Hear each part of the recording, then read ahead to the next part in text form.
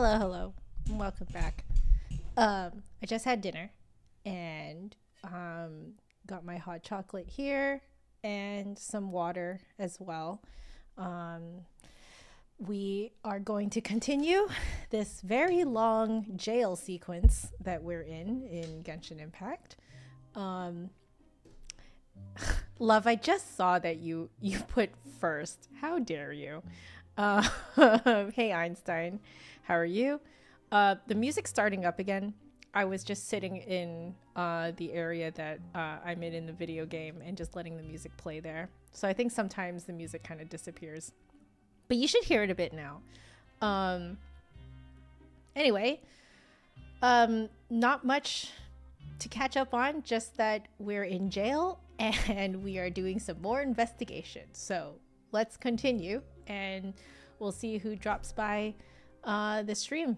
All right, so if you're joining in, feel free to join the chat or just lurk, whatever you want to do. We're just relaxing anyway. So here we go. Let's see. So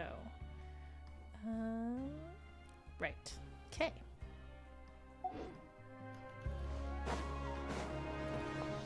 We're gonna continue asking around for clues. All right.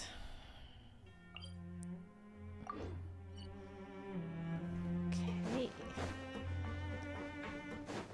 Hey, isn't that Vidoc over there? Huh. Is it just Paimon, or are there fewer people than usual here today? Definitely fewer.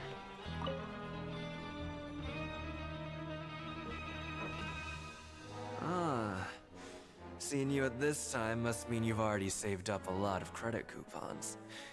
Or at least enough to skip work. Seems you're getting into the swing of things around here. We're getting by. Impressive. Very impressive. So, now can you tell us about the hidden rules you know? If that's what you want to know, I guess you couldn't have come at a better time. Huh? What do you mean it's a good time? Leonid and those other pesky broke urchins have all gone to work in the production zone. I wouldn't want them listening in without paying up. Ooh. We get it, just tell us already! So, you know those pipes that make strange sounds? Don't ever go near them at night. Even if you manage to avoid the guards, you might find something even more terrible there. All right, we're definitely going near the pipes at night. Something even more terrible? Like what? A group of cannibals. Cannibals? In the Fortress of Meripede? Every month, they meet a few times in the dead of night. Rumor has it they might be connected to the people that have disappeared here. But what's even scarier is that they have a special proclivity. Since they have no way to dispose of the leftover remains, they have ways to transform them into other forms and keep them in the fortress forever. Paimon might already know what you mean by other forms. So that's what's going on here. Oh, Paimon's stomach doesn't feel so good. Is that really true? You two look pretty skeptical. No matter. Learning the truth behind dark secrets isn't necessarily a good thing. I've got things to do too. I suggest you just act like I never told you anything. Traveler, can we just trust him on this one? Oh, Paimon doesn't want her blood and flesh entombed here for all eternity? Even if it's true, do you really think cannibals could take me in a fight? Oh, so that's how you see the situation. Huh. You know, Paimon does feel a little better about it now. All right, then, just like before. Let's get ready to investigate another hidden rule. When will all the secrets end? All right. We're gonna head out to investigate this new rule. Vidoc isn't here. But the guys who went to work in the morning are back. Let's go ask them. Right. Just stay away from me. Oh, What? What are you saying? You shouldn't go around saying stuff like that. okay. What are you talking about? Listen, you should keep your nose out of other people's business. Hello, Michael. Welcome back.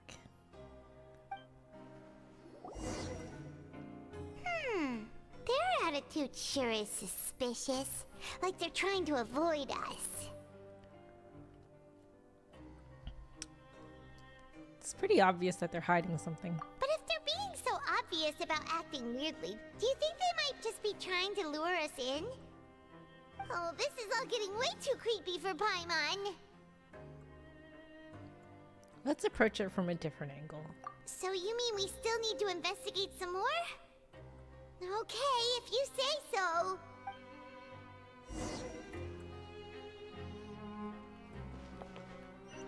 I hope this is entertaining bedtime stories for you, Michael.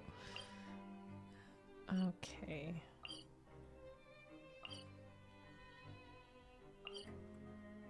Okay.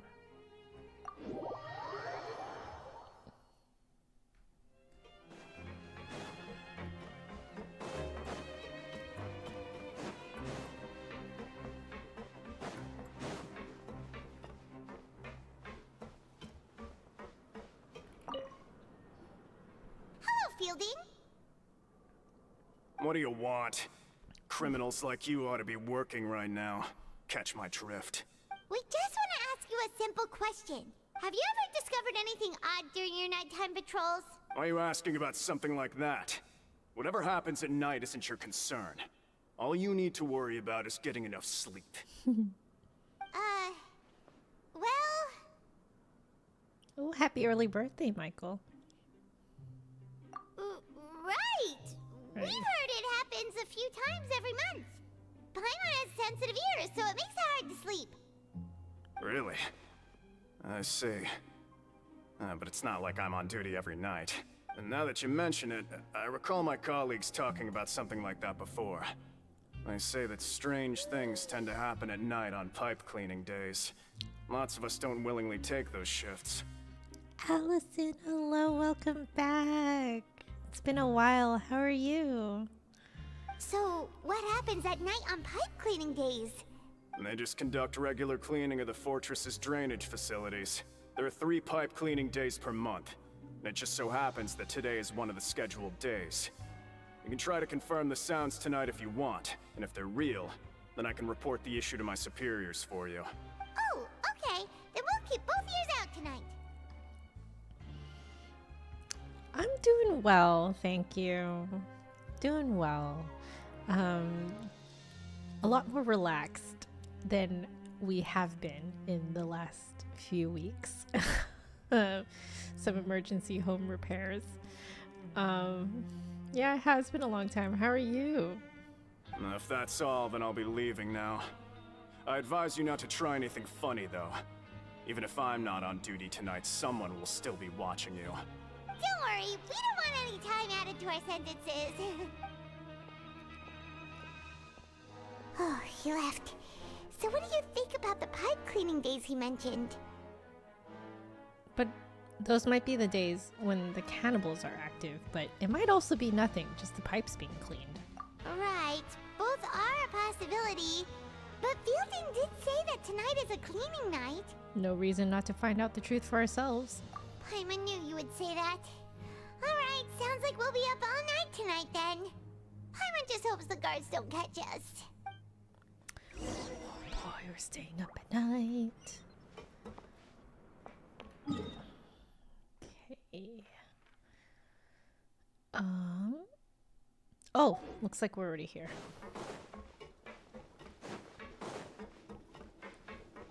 Yeah, luckily it wasn't too expensive for us at least, but yeah, it definitely was gave us a lot of extra anxiety that we did not anticipate having while on our staycation. Oh, yeah. I'm glad you like my gaming content. Oh, I'm so tired. But we can't sleep yet. They'll be cleaning the pipes tonight, so it's the perfect chance for us to investigate. We just need to wait until everyone else has fallen asleep. If we miss our chance tonight, it'll be a while before we get another opportunity. Whatever. Just be sure to wake Paimon if she dozes off. Paimon's worried something might happen if you go alone. Oh, Traveler's sleepy. Traveler? Did you fall asleep already? Oh. Oh. Oh.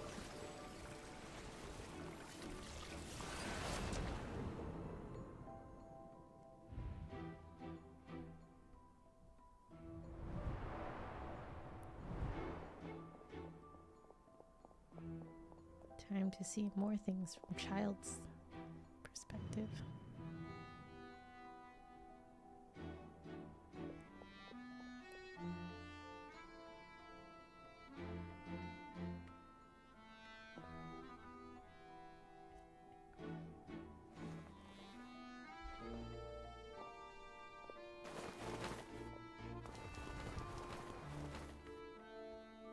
Oh, those are the three guys.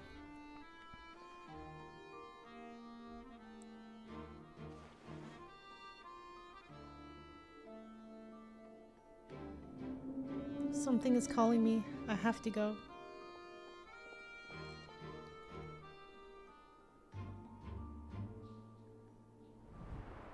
Traveler, come on, wake up! I saw a child in my dream again. Oh, it looked like you were just peacefully sleeping to Paimon. Well, what did you see this time? Investigating the pipes tonight is the right call. Child escaped via the pipes. Really? So we're finally starting to figure out what actually happened. But what about the cannibals? How do you explain them? I'm sure we'll find out soon enough. Okay, well, it's about time for us to get moving. Just be careful to avoid the patrolling guards. Oh no, avoid patrolling guards. I am so bad at this kind of gameplay. Have I played Mario Wonder? No, I have not. I think we played the demo?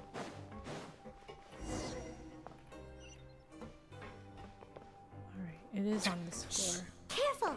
We'll get in trouble if the guards catch us. Oh.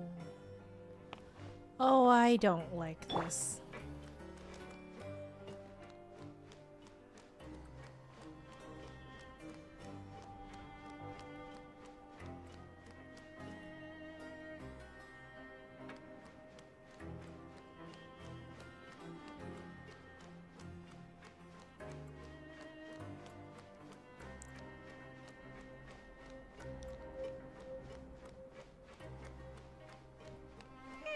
This should be the place.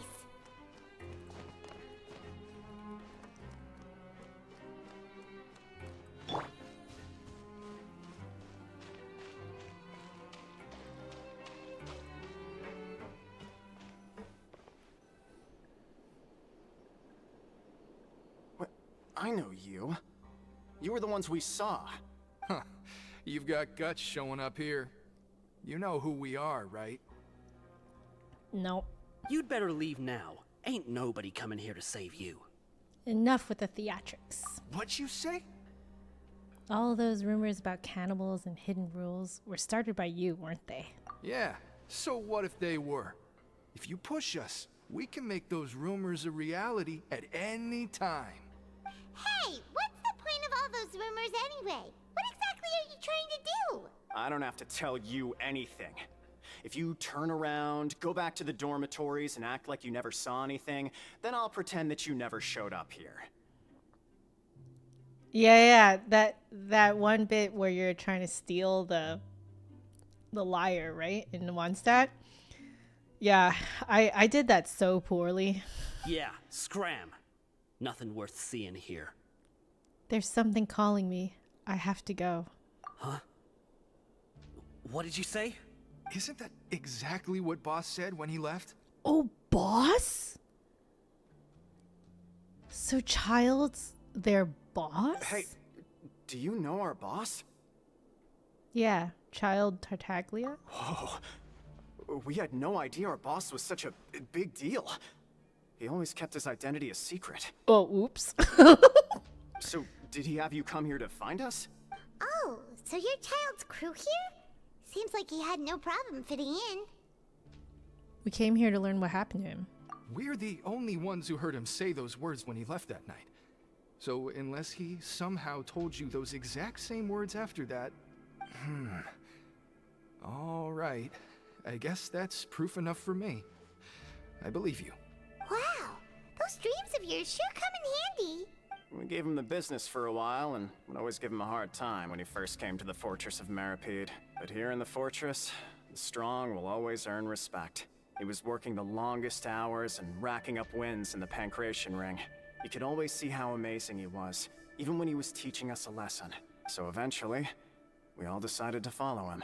Oh, you got groupies. But one day, he suddenly told us that he had to find a way to escape this place, no matter the cost. He said it was because he heard that call again. And as his crew, if the boss wants something, then it's our job to get it done. So, we got to work, and used the hidden rules that were here to make up and spread the rumor about the cannibal rule. We just wanted to give him a better chance of escaping on a night after the pipes had been cleaned. Oh, thanks to your rumor, nobody would want to come anywhere near here, prisoner or guard. Wow, it sure is easy to exploit people's fear of the unknown. But hasn't Child already escaped? Why are you all still coming here after pipe cleaning day? Because as far as we know, the pipe he went into isn't actually an exit. It should be a dead end. It leads to an abandoned factory area, and even if there were a way to escape from there into the sea, we're still way too deep. No one could ever reach the surface alive. But Boss still insisted on going in. It's like he was obsessed about it. So we told him that we'd pretend as if he never existed while he was gone. And that if he wanted to come back, he should wait for nighttime on a pipe cleaning day. That way, we could meet him here and help cover the whole thing up.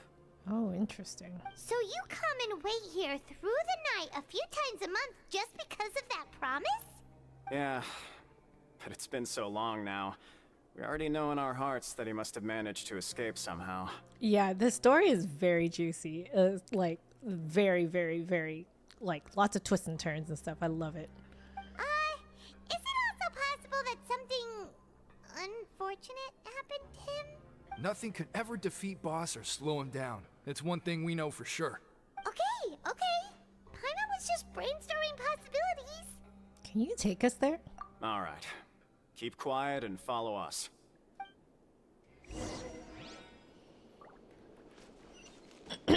So, Michael, you're asking how hard is it to play the bass flute? Not that hard.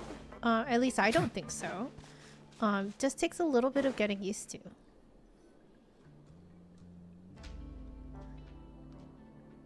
The way up from here has been sealed off. It's impossible to get through. Boss left by going down from here. It wasn't full of water at the time. Later, we came back hoping to have a look. That's when we found out it had been completely flooded.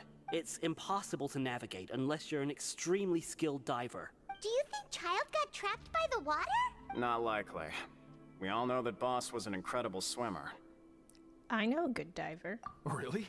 Then have him come investigate, pronto. Just be sure to tell us if you get any news about Boss. It's getting late. We should leave before the guards come this way. Yeah, we learned a lot about what happened to Child here. Let's get going. All right. Time to go to bed again. We finally learned some key information. Seems all of our investigative work has finally started to pay off. When you said you knew a diver, you were talking about Fremine, right? If we ask Linny, he'll definitely have Fremine help us. Ugh. Why is Child like this? What was he doing going into the pipes? Not making our jobs easier, that's for sure. Fortunately, though, it seems like it's only a matter of time now before we find out what really happened. Now that we can finally relax, I'm starting to feel super sleepy. Let's Let's try to get some rest while we still can. Nighty-night, traveler! Alright. Oh! Yes!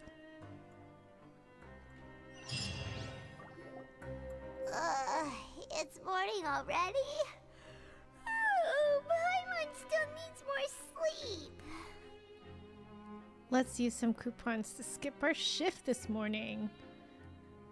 Oh, both of them is... Okay. Huh?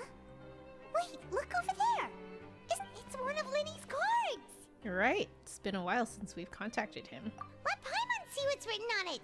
Maybe you haven't heard, but today is the monthly free day. Everyone has the day off today, which makes it the perfect time to do some investigating. It's been a while since we last talked. Have you been making any progress lately? Let's meet at our usual spot in the factory area before lunchtime. I have new information. Ooh, today's our lucky day. We have the day off. From the sound of it, Lenny's been making progress with his investigation. Wonder what he's discovered. Alright, guys. Just got a message.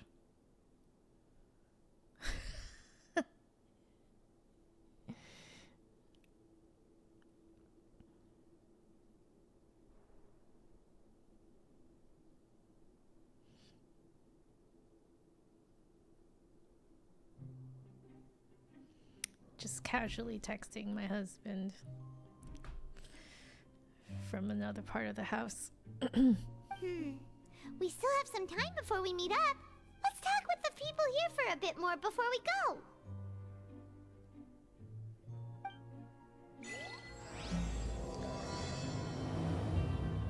All right. That wasn't actually that much longer. Well, let me see. I guess I'm continuing Act 4 now. Give me a second, guys. I'm going to rename the stream.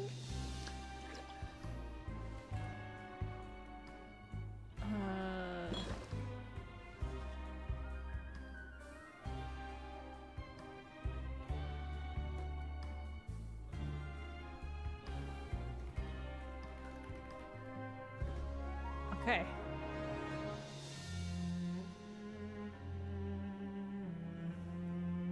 How long have I been going? I've only been going for like less than half an hour.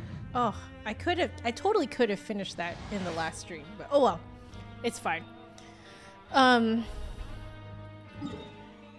Do I ever get nervous live streaming? Depends on what the live stream is about. So like for example for this type of thing, not nervous at all. But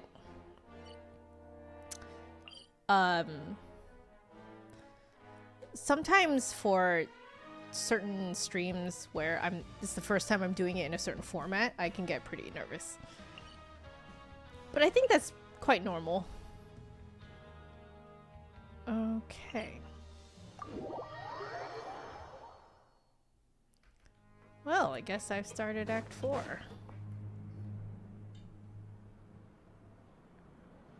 Look, there are some people talking over there. Let's listen in on the conversation.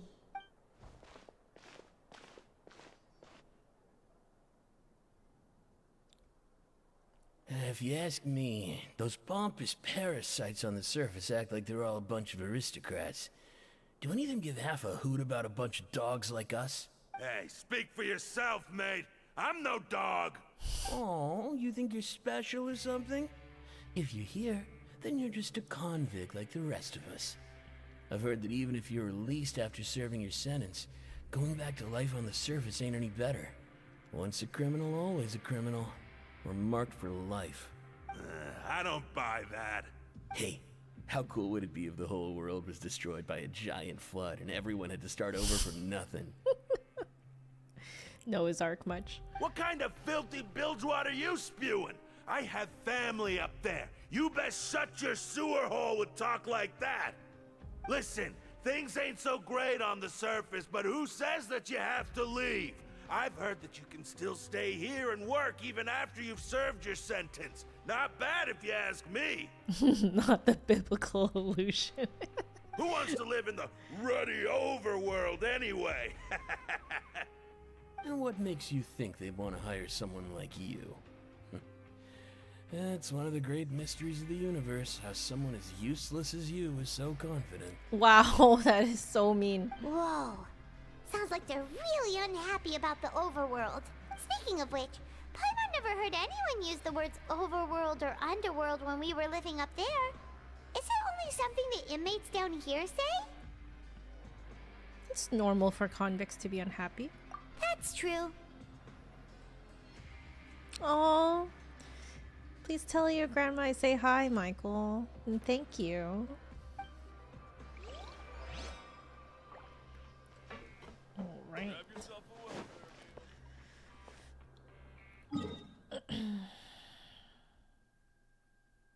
Well, we're near this one.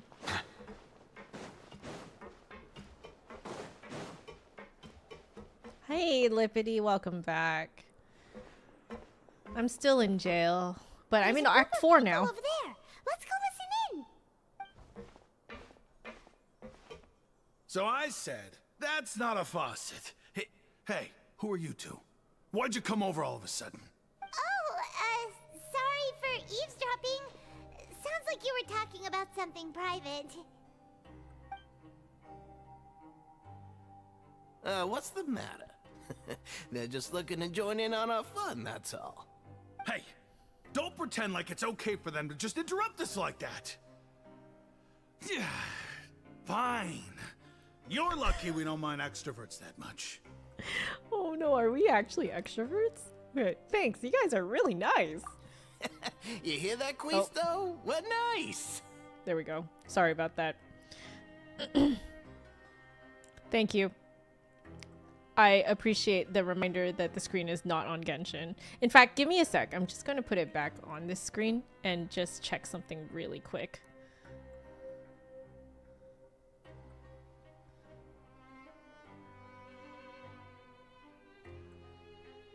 Okay, good. It did save the title. Okay. All right. Your expressions tell me you're looking to hear some juicy info, am I right? But before that, it just so happens that I know you two. Oh. Really? Are we that famous? You're convinced you're an introvert for so long, but that's so wrong. Are you like somewhere in between? Or an extrovert? You're kidding. How often does anyone get a personal tour led by His Grace himself? Practically everyone was talking about it. Word has it that you also caused quite the kerfuffle. It's just a little mistake. A little mistake, huh? I like the way you put it. You see, people with a good attitude can join our group anytime. Unlike some of the others here. I love this guy's accent. Your group? I'm Quisto, and this is Lavaroon. People usually call us the Bombshell Bros, but don't worry. We're not playing with bombs or anything. It's just that our information is always so explosive, and we blow minds on the regular. Oh my god. You're an extrovert, but you still like your me time. Yes, yes. I would say definitely the pandemic seemed to have turned me into more of an introvert than before, I think. I get a lot more tired these days if I spend it out with people. Not to say that I hate people. I don't hate people, but just spending time with people definitely drains me these days. So like when I was in Italy, I had to make sure that every day I had some alone time to myself, and that kept me going. So, yeah. I would say that I would still classify myself as an introvert. So, you two really like to gossip? Whew, you sure know how to embellish. No. You don't get it. Knowing intelligence will make things better for you here. For example, knowing who's working with whom. Who has the latest rumors, who's not getting along. Wouldn't you like to know all that? Oh my Archon, I'd love to know. Please tell me. Whoa, all this info's worth something, you know? You should prove you're worthy of it. I don't mind him. Quisto's always this way. Just play nice and say something to massage his ego. The welfare meals. Talk about the welfare meals. We ate the most incredible welfare meal recently. Right. That meal we had yesterday was super delicious. Paimon can still taste it whenever she closes her eyes. Is that so? To tell you the truth, I've been helping out with making those welfare meals. I've been working as a kitchen assistant for about a month and a half now. Thank you, Lippity. Thank you. Oh, so you're the one who made those delicious steaks. Amazing. You could be a professional chef. You are correct. I am a true professional. In fact, I even went to culinary school. Since you like my cooking, I guess that means we share similar tastes. Listen carefully. This little bombshell will help you learn what's really going on here in the fortress. Huh? Did Laverne just wink at me? It seems he's saying don't be upset. He's a good fellow. Listen, kids. The power structure within the fortress is quite complicated. The overworlders couldn't care less about us down here. We're basically dogs to them. You've already met the one person here you should never cross, the Duke, Risley. He knows more than you think. And if he doesn't care about something, then he often doesn't bother dealing with it. The Duke. Those who have the Duke's attention get all kinds of special perks. Even better treatment in the infirmary. Yeah, I know who you mean. It's that Jurier character, right? I don't think there's anything useful about him at all. Why does he visit the infirmary practically every day? Is it normal for anyone to be going in and out of there so often? If you ask me, he's just faking it to get out of work. But did you know that Churia was a talented researcher from the Fontaine Research Institute before he came here? There's no denying that. I don't care if he was a researcher that could turn dirt into Mora. Once you're in the Fortress of Meripede, you're just another inmate like everybody else. Ah, interesting. According to Christophe, a person named Jurio frequents the infirmary. I should take note of that. Speaking of which, the last time I saw him, he was passing by the corridor with Lorvine. I also heard they started arguing in the library and got into a fight, right? Guess that's just how terrible of a guy he is. You mean he hit a woman? Wow, I never imagined he was that bad. But that Lorvine's also quite the odd one, you know? She's always gabbing away, got into a fight with a man, and she also got sent to the infirmary. Come to think of it, I always see her going to the sick bay every couple of days, too. Wait a second. You don't think? Do you think could it be that they're secretly meeting there to go on dates? But it's really hard to imagine. After all, I do remember seeing Lorvine beat Juria to a pulp that one time. And we might be overthinking things. That just might be their thing. So Jurio had a confrontation with a girl named Lorvine, who also frequently visits the infirmary. I'll remember that too.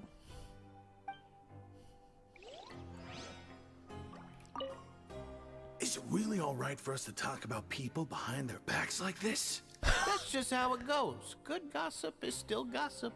Yeah, I guess you're right. But wait, we're not just gossiping. This is legit information we're discussing here, right? Oh my god. That's cute. Okay. Where is this one? Okay.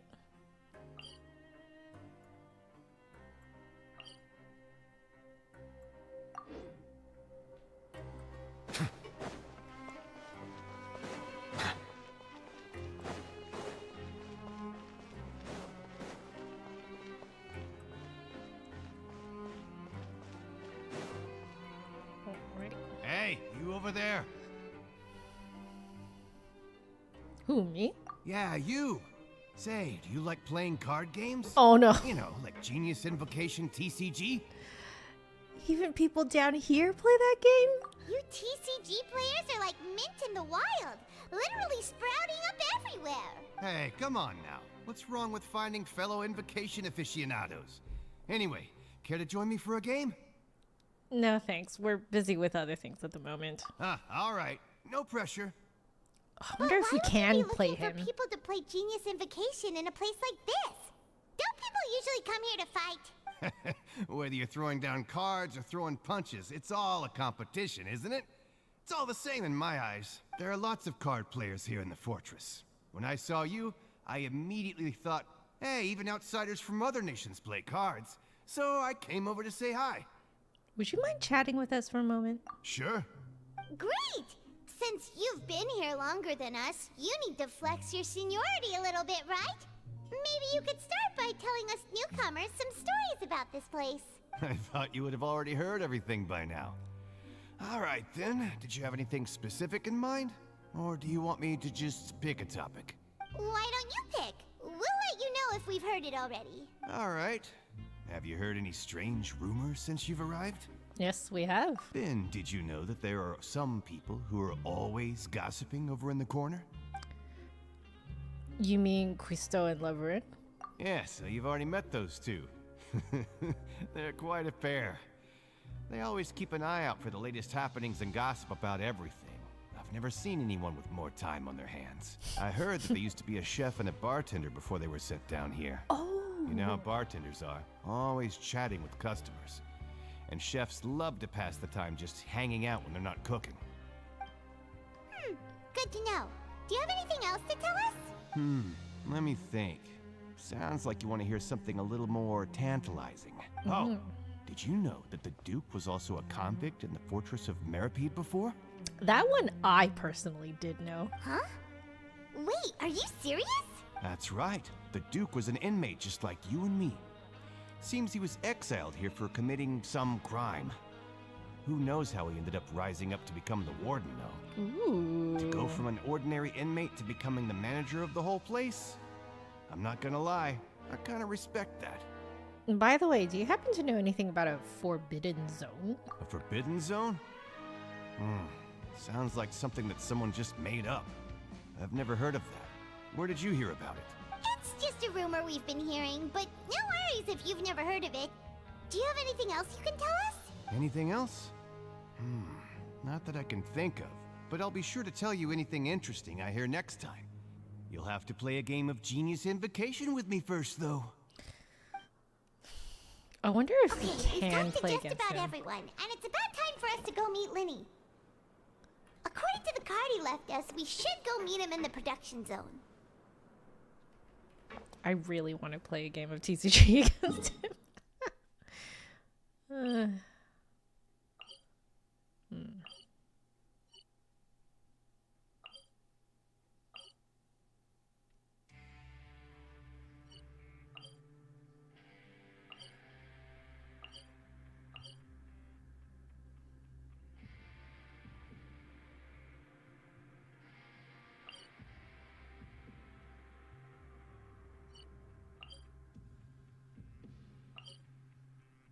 I'm trying to figure out what floor I need to go to. Okay. I see the value in my own work.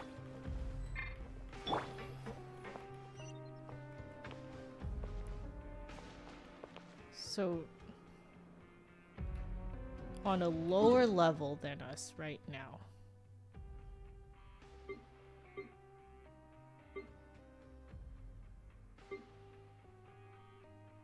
I guess let's go here.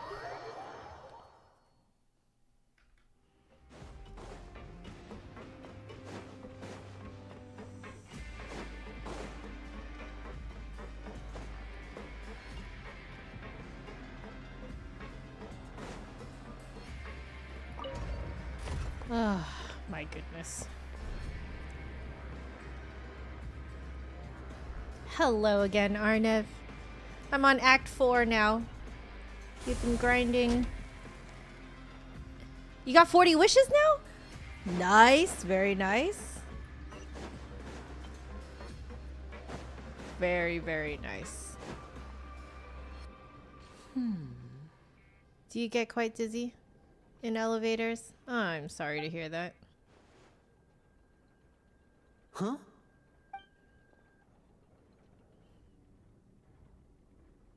That look in your eyes. You found something? A little something, yeah.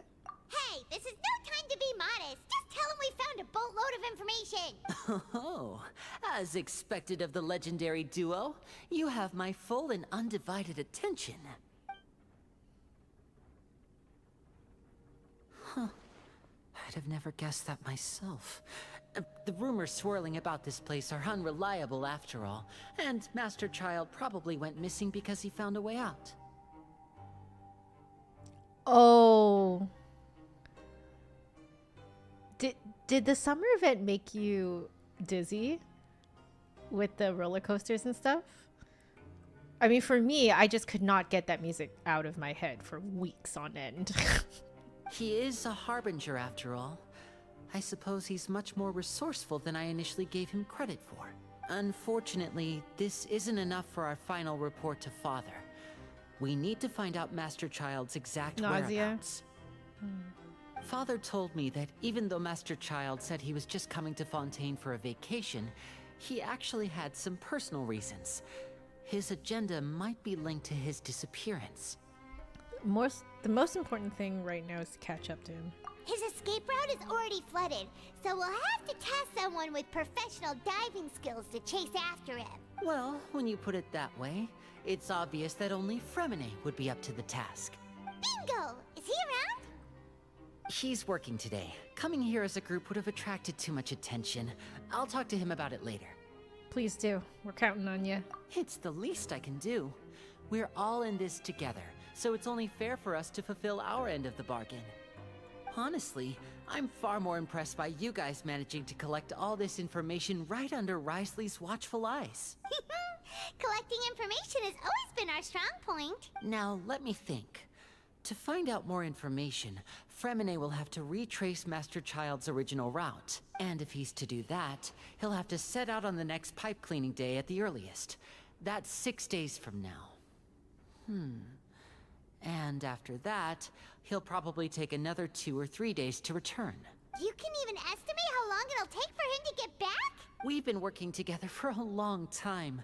We know each other's capabilities like the backs of our hands. Traveler, what say you to meeting here 9 days from now? Oh my goodness. We'll be able to pick up Fremine while we're at it, too. Sure. Oh, and there's just one last thing we'd like your help with. Though we can just sit back and wait for Fremine's report on Master Child's whereabouts, we still need to make more progress on the investigation of the Forbidden Zone. Fremine's no master of disguise. Lynette's still working on getting intel from the other areas, and I'll need to spend some time helping Fremine prepare for his diving mission. So, you are the only ones we can count on. What do you want us to do? Will it be hard? Well, I won't call it easy per se, but I think you'll be able to pull it off. Listen carefully. You'll need to find an excuse to get into the infirmary and investigate the room and environs. You've mentioned several sketchy-looking people always meeting at the infirmary earlier. So it probably has something to do with the secret we're hoping to uncover. Okay. You've already met the head nurse, so she'll be less suspicious of you. Investigate the internal structure of the infirmary and any active dealings within, and pass those on to me alongside anything else you're able to discover. But also, there's no need to take risks. Don't forget, safety always comes first. Did you only say that because I'm an amateur? No, when it comes to intelligence gathering, I'd never consider you to be an amateur. Didn't you say it yourself? It's always been your strong suit. I'll believe anything as long as it comes from you. So, please prove your prowess to me once again. All right, then we'll head out as soon as we finish our prep. Let's go our separate ways for now then. Don't forget, we meet here again in 9 days. Stay safe. All right. All right. Going to the infirmary.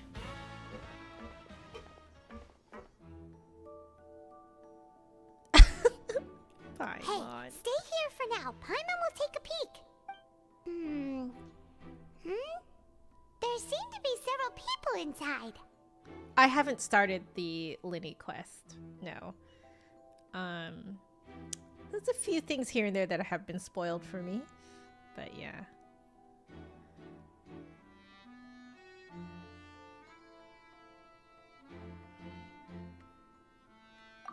Let's eavesdrop.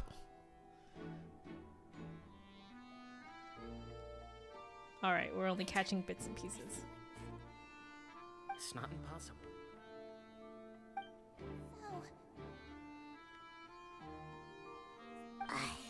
It's a bit hard to understand them from here. So, why don't we just try to talk to them in person? Let's go as soon as you're ready. All right.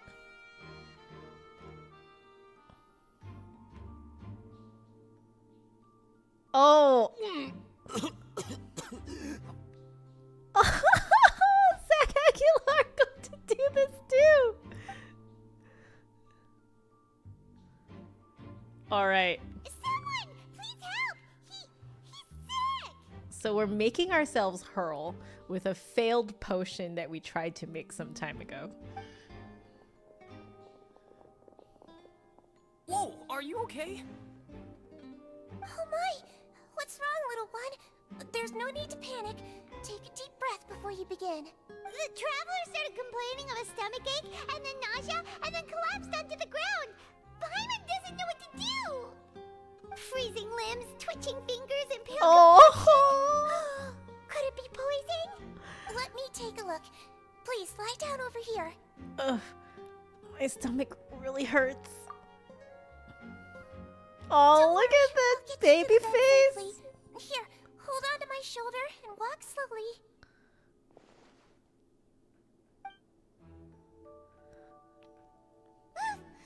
You can do it, traveler. Thank you. I'm sorry. Don't apologize. You're sick after all. Now, please relax. I'm just going to do a preliminary checkup on you. She's totally gonna know we just, like, swallowed bad potion. Sejun has taken out a few instruments and begun to do her checkup. I hope I'm not so healthy that she gets suspicious.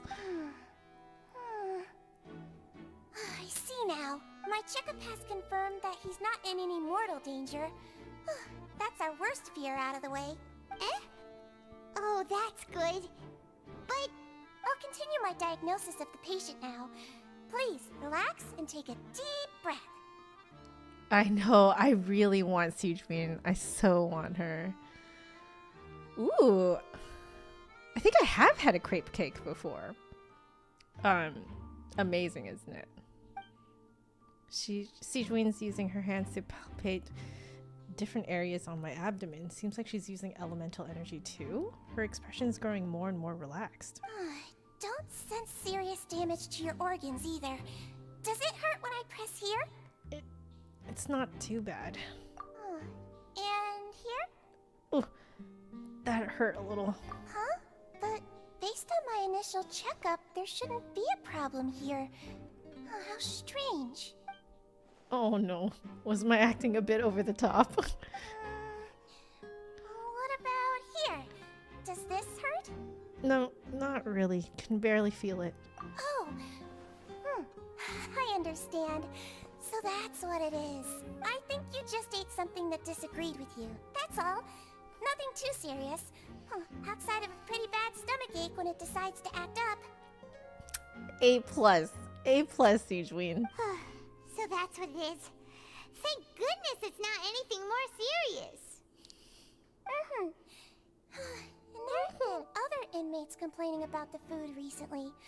I'll inform our head chef, Mr. Wolsey, of this problem as soon as possible. Congratulations!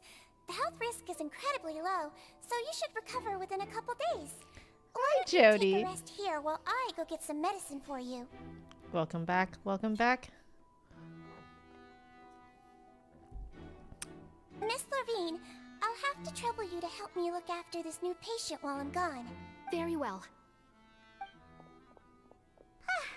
And she hopped away just like that. Phew. This infiltration mission is going much more smoothly than I imagined. Next, there are only 2 people left in the room. Sejun just called that woman Levine, so she has to be one of those frequent visitors to the infirmary I've heard of before. Would that mean that the man next to her is Juryu as well? Then? Hello. So how are you feeling now? Still not great. I can't keep staring at her. It'll draw unwanted attention. That guy also seems to have noticed. Now he's looking in my direction too. His stomachache's really bad. He was stumbling about the whole way here, so Paimon's really worried. If Miss Sijuin says it's not a serious problem, then there's no need to worry. She's the best medic we've got down here.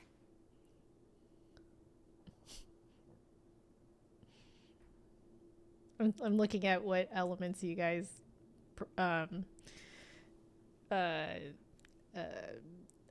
prefer. I didn't actually like Hydro very much up until I got Neverland. And then suddenly I'm only playing him. I really like Dendro, personally. Really like Dendro. And Geo. I was a Geo girl for a while, but yeah. But it also looks like she's the only medic you've got down here. Although, actually, the only person I have triple crowned is Kazuha, who's Animo. So I don't know what that says about what element I like. I definitely don't have many people with cryo. That I would say is probably my weakest element.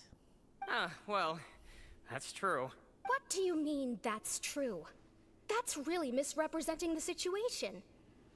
Of course I can't speak for the whole fortress, but it's not like everyone imprisoned here is useless, you know?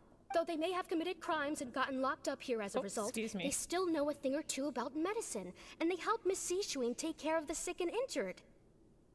So are they criminals or not? Yeah, you're right. But did you have to lecture me about it in front of another patient? Aren't you a patient too? Where did all your energy come from? That's correct. Sorry, I got a bit ahead of myself.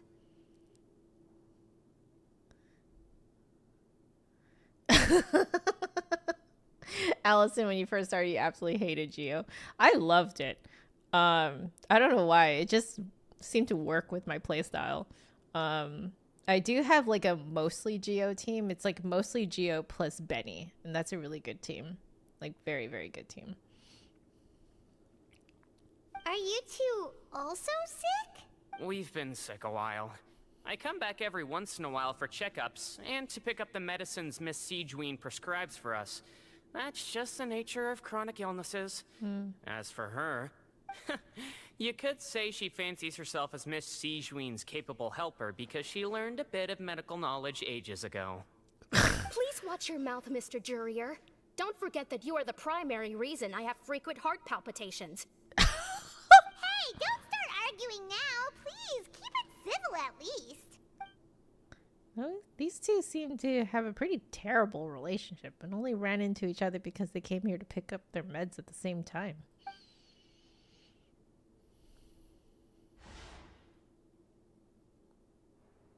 But outside of the two of them, there's nothing suspicious inside the room.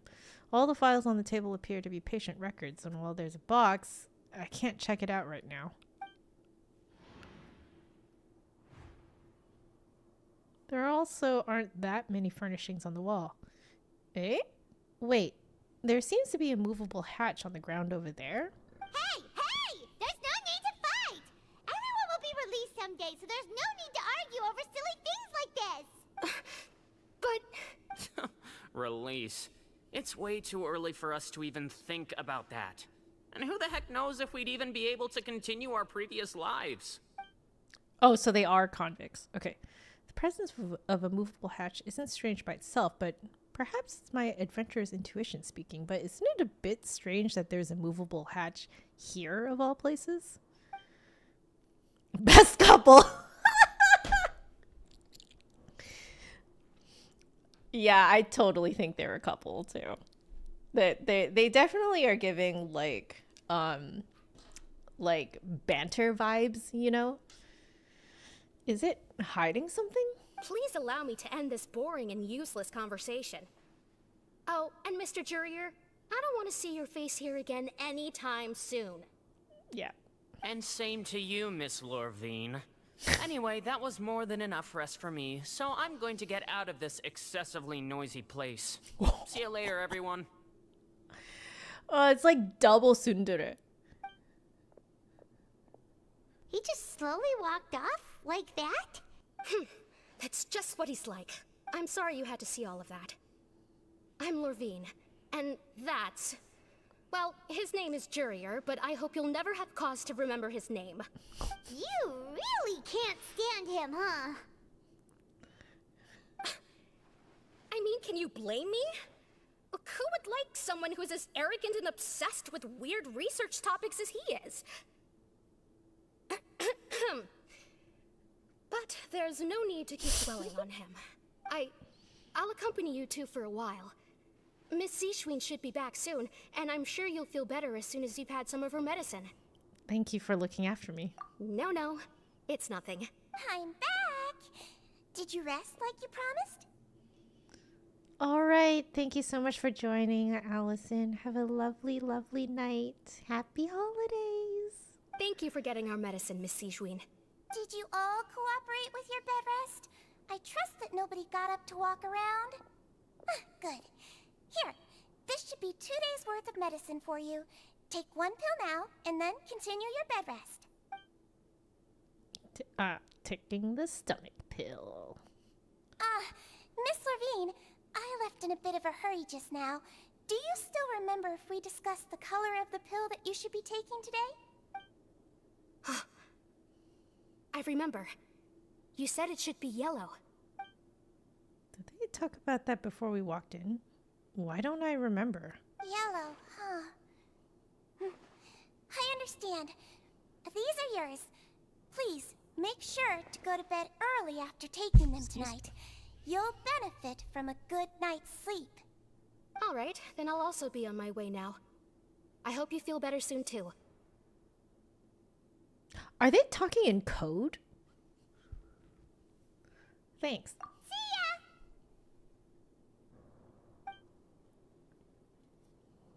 I'm going to fill out your medical record now. You're widely known as the Traveler, right? I just want to double-check a few details, if that's all right with you. Those two made quite the commotion just now, so why don't we let the Traveler rest? Paimon can answer the questions instead. So his primary symptoms are abdominal pain with secondary symptoms of nausea. Is there anything else? Details kind of sus. That's it. All right then. Is there anything we should know besides to take the meds? No, his base constitution is quite good, so I'm sure he'll recover quite quickly after taking the medicine. Please make sure to stick to bland or less stimulating foods, and don't stay up too late at night. Got it. Paimon will hold the Traveler to that for sure. Sejuine's still looking at me. I should just try to take a nap, like she said. Oh, you're going to take a nap already? Okay then, you get some rest. All right. All right. I am resting. Still catching some hints. We've been to lots of places together. He may look a bit under the weather now, but he's actually super strong. So you're the best of companions. Well, don't worry. He'll recover soon. Companion. That word brings forth a wave of comfort. You're awake. How do you feel? You slept for a really long time, but we never left. I feel a lot better. Thank you both. Well, now you can go back without a worry in the world. Remember to take the meds regularly, and don't forget bland foods. Thank you, Miss Sejuine.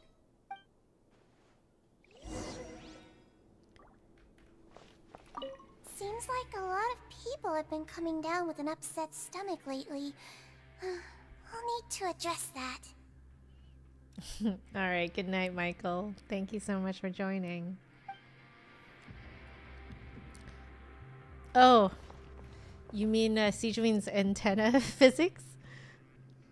I need to pay more attention to that. I feel like I kind of missed it. I might go back in my own stream later to take a look. Paimon and Sejuine got a similar face shape and voice. Kinda. I feel like their voice is pretty different to me. Like high-pitched, but to me they feel pretty different.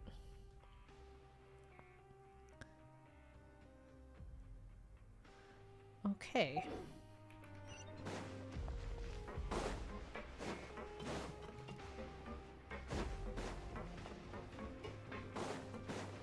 I think it's really ironic that I'm playing Neuvillette down here. He's totally not supposed to be here right now.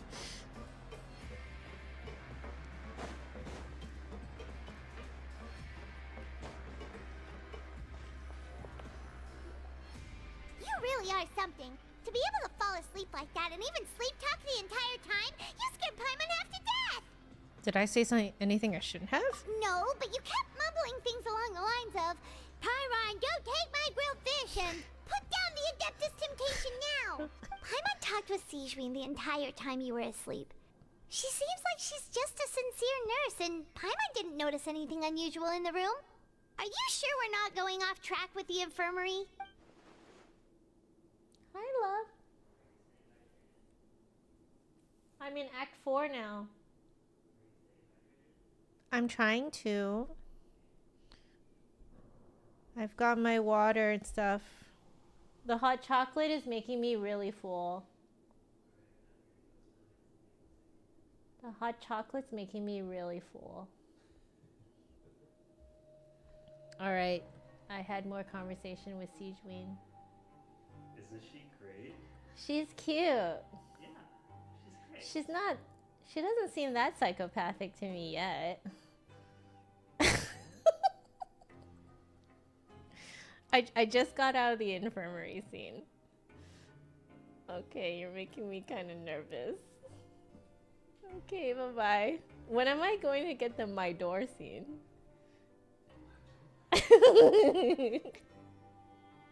Alright, love you.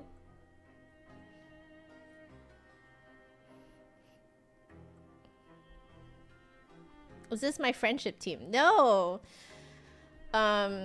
Right now, I think the last person I have to raise friendship on is Kirara. I just got Kirara because I think I got her while pulling for Sino's weapon. Yeah, so that was kind of random. Yeah, so she's my last person that needs friendship. Yeah, so this team I have here is like the Archon plus Novelette team. Yeah. Hi, Jody. Welcome back. I hope I can provide some, you know, relaxing vibes as you maybe ease into sleeping again. How to increase trust rank. So are you talking about like the friendship? Because if it's friendship, then you if the characters are on your team when you collect rewards and domains, so like artifact domains or like character talent materials, etc., etc. So any domain, if you collect with a character, then that will raise their friendship rank. Also, if you collect your dailies with the characters in your team, then they will raise their friendship rank. And then also if you collect your trounce domains, like your weekly bosses, that will also increase their friendship rank. And also any of like the world bosses, you know, the stuff where you get materials to ascend people, those bosses as well, if you collect, then you will gain friendship. So essentially it's anytime you use resin, anything that uses resin, whoever's on your team will gain friendship. So that's how that works. In the teapot, oh, you don't have the teapot yet. Do you have the teapot yet?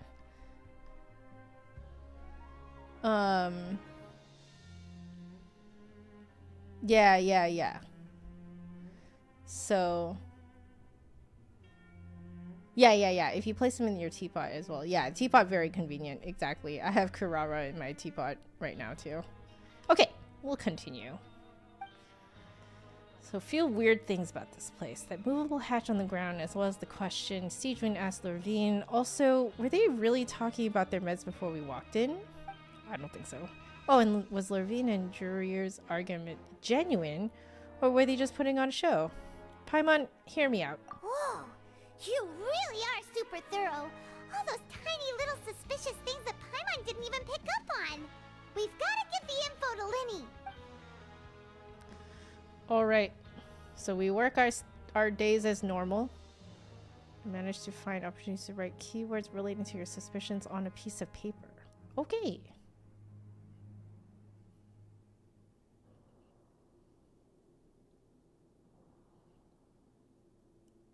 You manage to pass the slip to a busy Lynette as she happens to pass by. Her disguise is impeccable, and she does not even look at you or change her expression as she pockets the info. She's not in disguise. And finally, the promised 9th day arrives.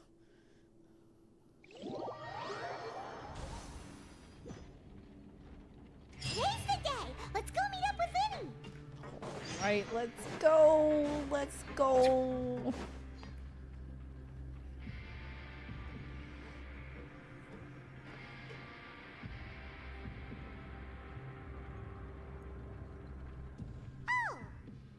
Oh, how do you increase the teapot level?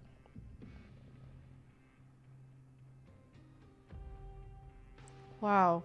I don't actually remember. Lippity, do you remember? My teapot is extremely boring too.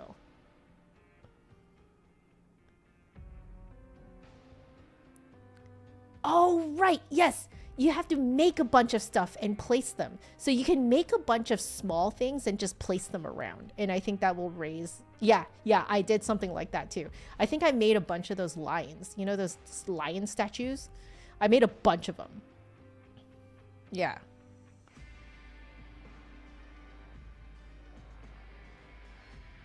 Yes, I'm still trying to figure out when I want to do stuff with you guys on stream. At that point, if I do that, then I'll add you guys as friends. How does that sound? Yeah, increase the load. Yeah. Something like that. It was a while back that we did that. So I didn't remember until Lippity said so. Yeah.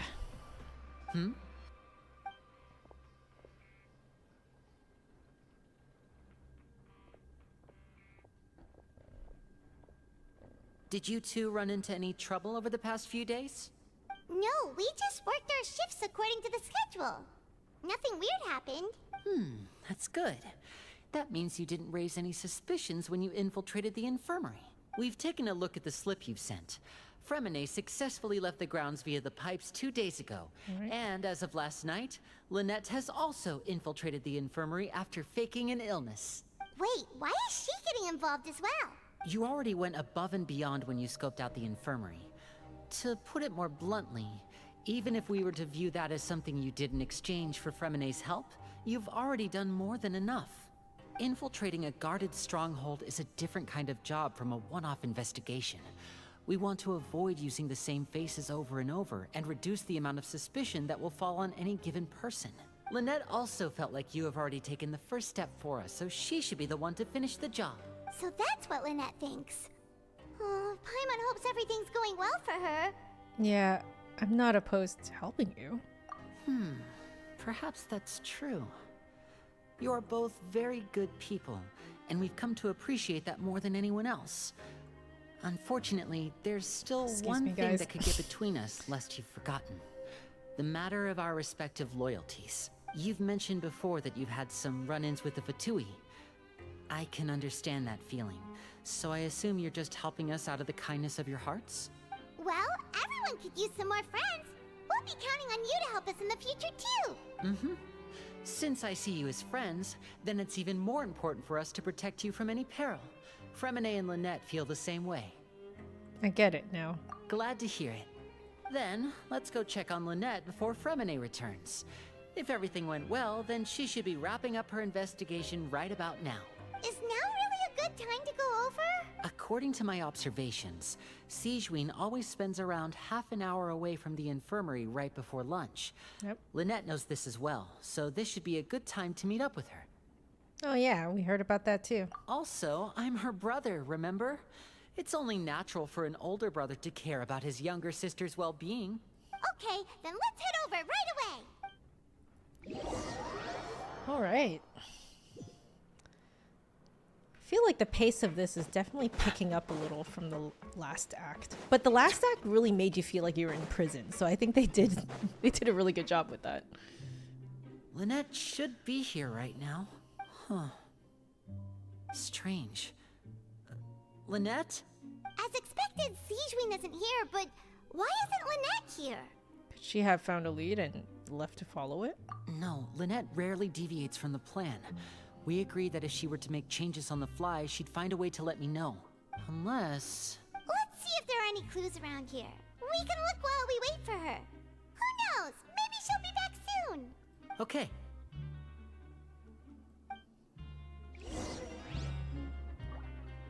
Yeah, I'm a day one player as well, and so is John. In fact, John actually started playing from the beta, from the original beta. And so yeah, like I wasn't the most hardworking in the beginning, so I did not reach AR60 as soon as John did. But yeah, if you've been playing since 2020 basically, and you've been playing mostly every day, it's pretty hard not to hit AR60 by this point. Like even me as a player who's like semi-serious, not that serious, I would say that I'm kind of a filthy casual when it comes to Genshin. I'm mostly here for the pretty men and great story, so just being real with you guys, you know? There are some books here and a few files. They all look like medical records. Advanced nursing, how to raise the spirit of your patients, a quick guide to the psychology of emotions, and the meaning of laughter. These sure are some interesting books. Who knew Sijwin would be interested in these kinds of things? She even has books on understanding people's motivations and feelings. Is it because she's a Melusine? Or does she have a need to understand her patient's emotional state? Seems quite normal to me. These are skills that would come in handy for a nurse from time to time. All right. None of the beds have any signs of having been slept in, except that one over there. That's the one Lynette must have used, right? You said she was pretending to be sick. She would have said her migraine was having a particularly bad flare-up. Generally speaking, the head nurse would then ask her to lie down and rest, while she left to retrieve the medication. But this bed is still unmade. Which means, either the head nurse didn't return the entire time from when Lynette laid down up until she left the bed, or the nurse intentionally left it this way. Oh no, that's not a good sign.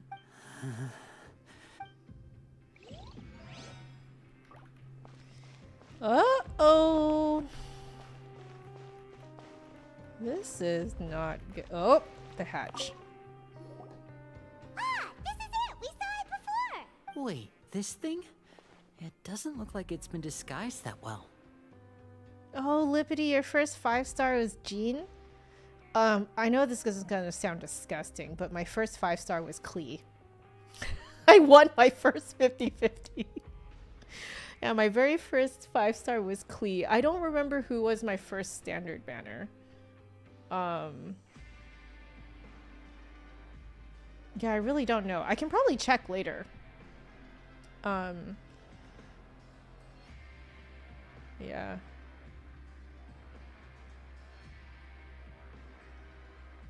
Yeah, I had no idea what I was doing when I got Klee. I was still very bad at the time. I didn't play well at all. It took a lot of John teaching me how to make the elements like react with each other before I was like, oh.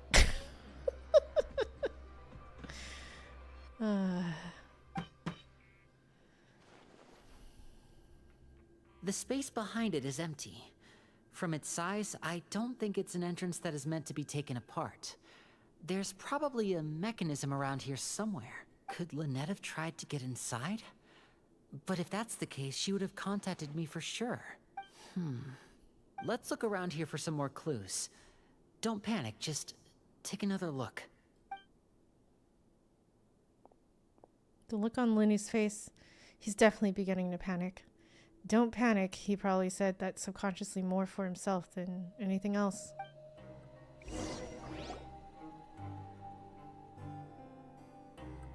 Hey, you guys, there's a slip of paper over here. A slip of paper? It's right over here, and there's a bunch written on it too. It reads, out of respect for your usual practices, I'll use a piece of paper or card as the medium to pass on my message. You may consider this as me giving you my best regards. This is... Is that all? Is there anything on the back? The back. This is... Show me! Now! That look on your face. Paimon's reading it now.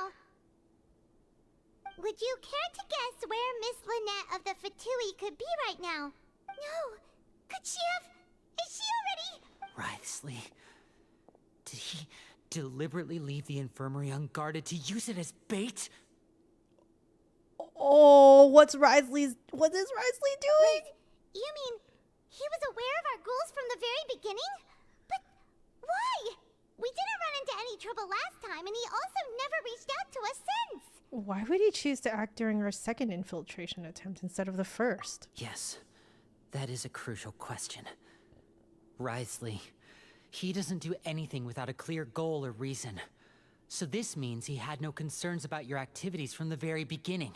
You're not from the same camp as us. You were sent down here by Nervulet, so you have no conflict of interest with Writhsley. We're a completely different story, though. Why did he only go after Lynette? I'd like to know that, too. Why did he only go after her? Don't panic. Just think everything over. I have to stay calm. This is not like what happened last time. The situation's different now. Oh, he's having PTSD. Wait, you're right. Wait, but that means... the fact that Fremine was able to leave the grounds... Could Writhsley have let him go as well? But what does he gain by letting Fremine leave like that? I get it now. He deliberately made them both disappear. So he's challenging me and trying to provoke me, I'm sure of it. Oh, so did he let Child go? We never should have sent out Fremine. We had to go through all that trouble to find an opening to sneak him around the guards and into the pipe, and we even thought luck was on our side. If Writhsley let him leave on purpose, then he's probably in a terrible spot now as well. Lenny's getting more and more panicked. We have to calm him down. Lenny, calm down. Don't be like this, Lenny. Fremine wouldn't have left if we hadn't told you about Child. That was our fault. No, I'm the leader of this operation, and I'm the one responsible for this team. I was the one who failed to protect them. I'll go talk to Writhsley. Hey, don't be reckless! Traveler, please talk some sense into him. I simply cannot allow Lynette to be abducted again. I have to go. I'll find a way to get them back. Oh my god. He's rushed out the door! After him!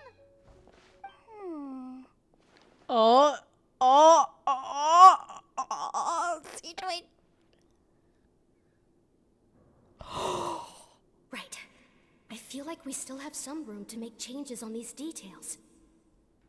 Okay, so she is a psychopath. Is that right? It's not impossible, but it'll require extensive testing. Is that so? Very well. Then please be mindful of the time. Huh? Is someone? Pack everything up. Whoever's outside is eavesdropping. They'll probably come in once we stop talking. Someone! Please help! He's sick! Whoa, are you okay? These two. As expected, they've already found this place. Oh, they are quite sharp. Oh my gosh, she is such a psychopath. She actually sounds like a psychopath. What a delightful turn of events. I like smart people, but I also like playing dumb. I like the feeling of being trusted. Oh my gosh, she's actually a psychopath. Oh my! What's wrong, little one? There's no need to panic. Take a deep breath before you begin. Yeah, I'm totally rolling for her. Being able to read human expressions is quite the useful skill. Wait! It's no use, we have to catch up to him! Kids these days. He's already out of sight! How is he so fast? Let's go head him off at Risley's office! Alright, Risley's office.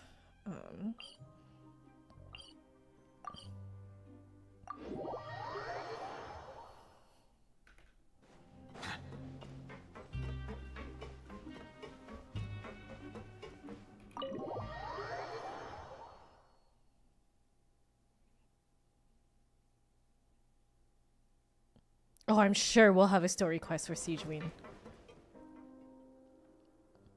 Come out and face me, Risley! Oh? Aren't we at an administrative office space? Why don't you at least try to follow even a couple rules from the fortress's indoor management regulations? What did you do to my sister? I ran into the young miss at the infirmary. I'd heard that she was suffering from quite the migraine, so I decided to invite her over for a cup of tea. I do have some teas in my collection that can work wonders against such an illness. Stop joking around! Where did you take my siblings? I have also heard that your performances are quite the spectacle. Miss Lynette would sometimes enter a box filled with water, only to emerge the next second from another place altogether. He's so sus. I kind of love him. Maybe she'll appear behind you right now if you were to turn your head. Is he trying to trick me into turning my head? No, he's probably not looking to attack me right now. All of the hostages are in his hands, and he's even in the mood for small talk. That means Lynette is probably still alive. You knew we were investigating the infirmary from the start, so you deliberately aroused the Traveler's suspicions and baited us into continuing our investigation, just so that you'd be able to kidnap Lynette. As for Fremine, no, you probably didn't even interfere with Child's escape. You let him go, so you could purge the Fatui members that we had planted into your ranks. There was no need to do so. The Fortress of Meripede is a pretty pleasant place. Most people enjoy their lives here. The only ones who act differently are those with personal agendas. It was quite easy to identify your colleagues. You removed our original members and spread the news of Child's escape so Father would assign our team to come down and investigate. Fremine has also fallen into your hands, right? If you're oh so omnipotent and so in control, why would you need hostages? One correction. Lynette is in my hands right now, but Fremine is not. He's not? What do you really want? Lenny! Oh, wonderful. Everyone is here, so I'll only need to say this once. Thank you so much for cooperating with me. I love him so much. Oh my god, he's such a mastermind. This is great. Where are Lynette and Fremine? Eager and to the point, I see. Alas, only Miss Lynette is currently having a cup of the fortress's finest tea. Although, as per your original plan, Mr. Fremine should also have returned to the fortress by now. But he has neither shown up within my gates, nor has he been taken into any kind of custody. So, where do you think he may be right now? Wait, you can't mean... You locked him outside in the sea? I closed the fortress's gate to the outside world. That's all. Fremine's a star diver, so he should be fine, right? No, we're still here, so he'd definitely try to find a way to come back for us. So we can't assume he might have made a break for the surface. But why would I do this, you may be asking? To have an audience with you, of course. My intel tells me that Mr. Linney is a great magician, so it's only natural for me to want to have some cards of my own when it comes to negotiating. Oh, he baited us in to negotiate. I like it. Besides, I do recall you mentioning to Miss Lynette that you've always wanted to have a face-to-face meeting with the Lord of the Fortress of Meripede, regardless of whether it was in a personal or a professional capacity. Well, you got your wish. So, you've been keeping tabs on us before we even set foot in the fortress. Some of my folks just happened to hear a thing or two, that's all. In any case, I will be straight with you. I was willing to play dumb and turn a blind eye, so we had a pleasant few days playing games together here. But once you started focusing on the Forbidden Zone, all of that changed. Mr. Linney, the cards are stacked against you right now. Miss Lynette is in my hands, and Mr. Freminet is still slowly being pickled out there in the brine. Oh! You know just as well as I that he cannot last out there forever. You need do but one thing to guarantee their safety. I would like you to contact your superior, and ideally invite her over for a cup of tea with me. You want to see Father? But why should she bother giving you an audience? Well, if she cares for the well-being of her dearest children, she should have plenty of motivation to join me for a parents' evening. I've heard that the bonds between the members of the House of the Hearth are like the bonds of family. I don't see why she would refuse. Why did you think Father sent us to handle the Fortress of Meripede? This place is basically a no-man's land. It wouldn't be fitting for anyone as important as a Harbinger like Father to come here in person. Does this have something with, because Neuvillette said that the Fortress of Meripede is autonomous. So the only way that the knave can go down is if, Wrightsley invites her, actually. Oh, I see. So it's because she doesn't care for my place here. That's such a shame. After all, I've amassed quite the tea collection. I was looking forward to sharing it with her. Both Monsieur Neuvillette and Lady Farina have already received many samples as gifts. So Linny just ran into Wrightsley's office to demand to know what happened to Lynette and Freminet. So we've just learned that Wrightsley's just baited us in here. And he's trying to get the knave to come in and have a cup of tea with him for a parents' meeting. What a great guy. Yeah. How long are you thinking about? I just finished Act 4. I'm not sure if You finished Act 4? Because I haven't gotten to the end of the first section yet. I haven't gotten like the little pling with the... I'm just curious how long you're thinking like I don't know.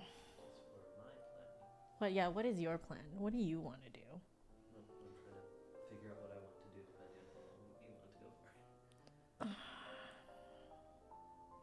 I wouldn't mind going for like another... Like ideally I'd like to get to the end of the first or second section. Okay. Another hour and a half? Is that okay? It's 9:22. 10:30 or 11. Yeah, is that okay? Okay. And then Okay. I'll try and time myself to Sure. get through the first one. Oh my gosh, okay. Are you out of jail yet? I think you're out of jail. Okay. Alright, bye-bye. Love you. Do I think that Blade is worth pulling for in Honkai Star Rail? Well, personally, I think he's worth pulling because I think he's quite the handsome man. But I don't know if that is your priority.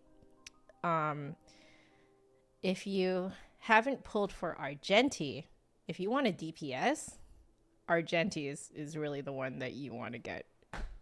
Can you? I think you can still pull for him right now, right? Yeah. But personally, I did want to. Pull for Blade, but then I lost to. Who did I lose to? I think I lost to Bailu, and then I saved my guaranteed for Dan Heng and Barbature Lune. Yeah, you can see where my priorities lie. Was this the extent of your master plan to get to Father? No matter how much pressure you may put on me, I won't allow you to use us to blackmail her. You people really are difficult to get along with. All I'm asking for is a face-to-face conversation. Does she truly have no interest in the fortress's secret? But she does, though. Mr. Linney, You have one last chance to invite your father here. If you refuse... Lenny! Why do you have to do this? Instead of asking why I'm doing this, why don't you try to see things from my perspective for a second? From the very beginning, the Fatui has been actively infiltrating my fortress. I gave you a warning by cutting off the first few operatives I found, but that only caused you to double down. Had you given up on the fortress then and there, I'd have no reason to want to talk. Mr. Freminet left the fortress on his own, and Miss Lynette tried to pry out my secrets right in front of me. No matter how you look at it, the responsibility for this falls on you. I shouldn't ask Father to do anything because of us. 6, 5... Oh, he's counting down like a parent. Wait, 2, 1. Time's up. It really is a shame, Mr. Lenny. Risley! Negotiations have broken down. Please leave, ladies and gentlemen. It's time for my afternoon tea. Please, wait. Can we really not talk about this some more? Yeah, listen to the Traveler. If you can't talk to Lenny, can you at least talk to us? You do realize that I'm only letting you go because of Neuvillette, yes? You're here helping him out, and I've already done my best to stay out of your way. But that doesn't mean you can just do whatever you want. The fortress may be small and remote, but it still has its own set of laws. Please spare Freminet and Lynette.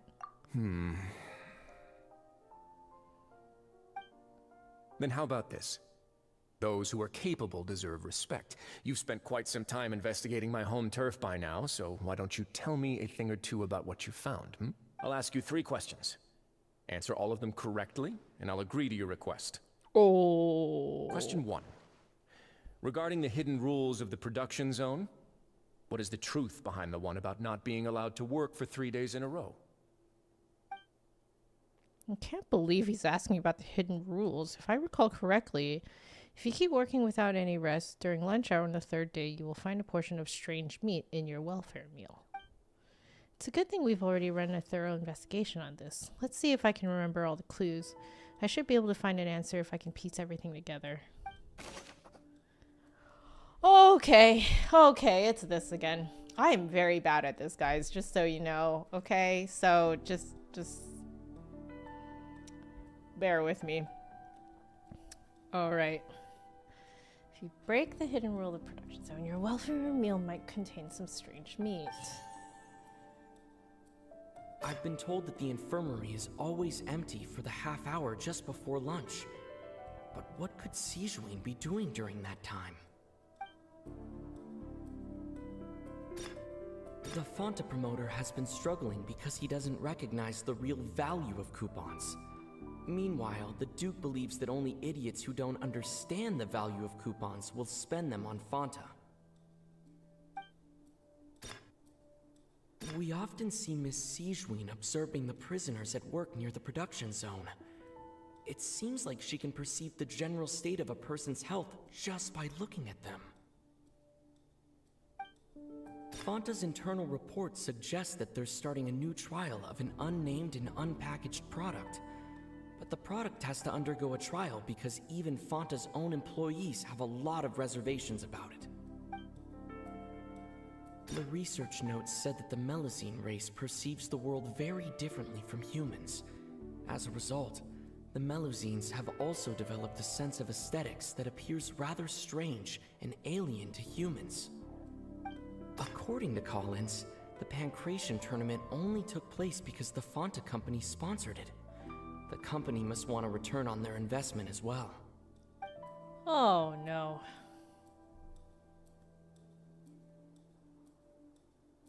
What is the truth behind the one about not being allowed to work for 3 days in a row?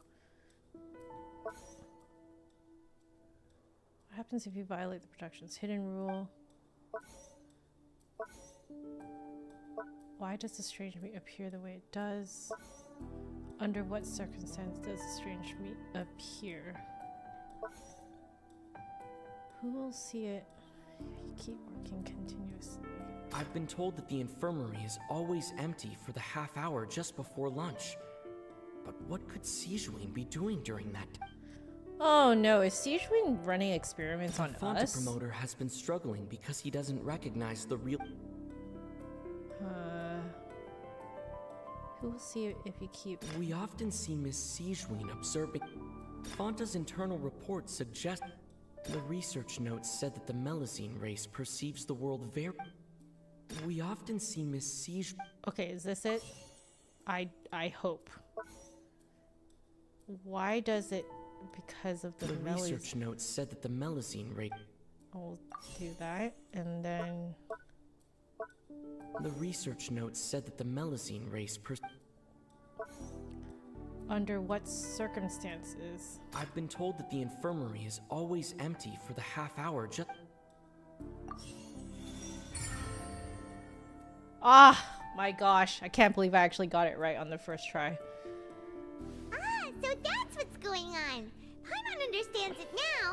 Who would have guessed? The hidden rule of the production zone. Oh, God! They're not supposed to work 3 days in a row, and if they do, they'll get strange meat in their welfare meal. Lippity.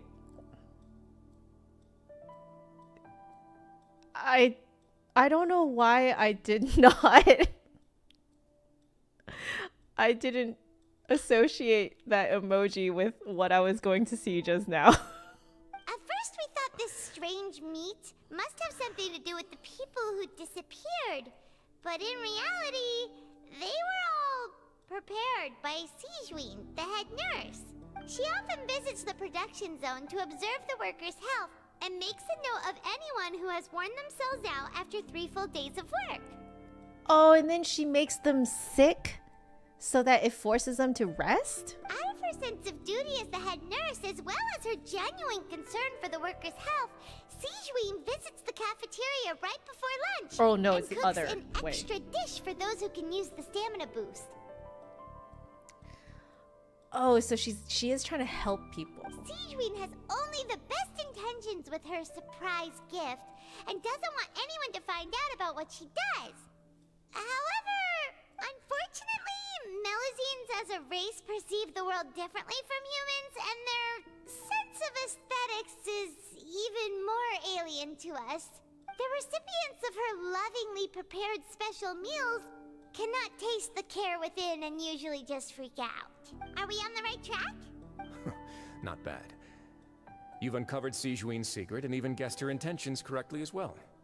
It's nice to know that her efforts have not gone unacknowledged. All right, now for my next question.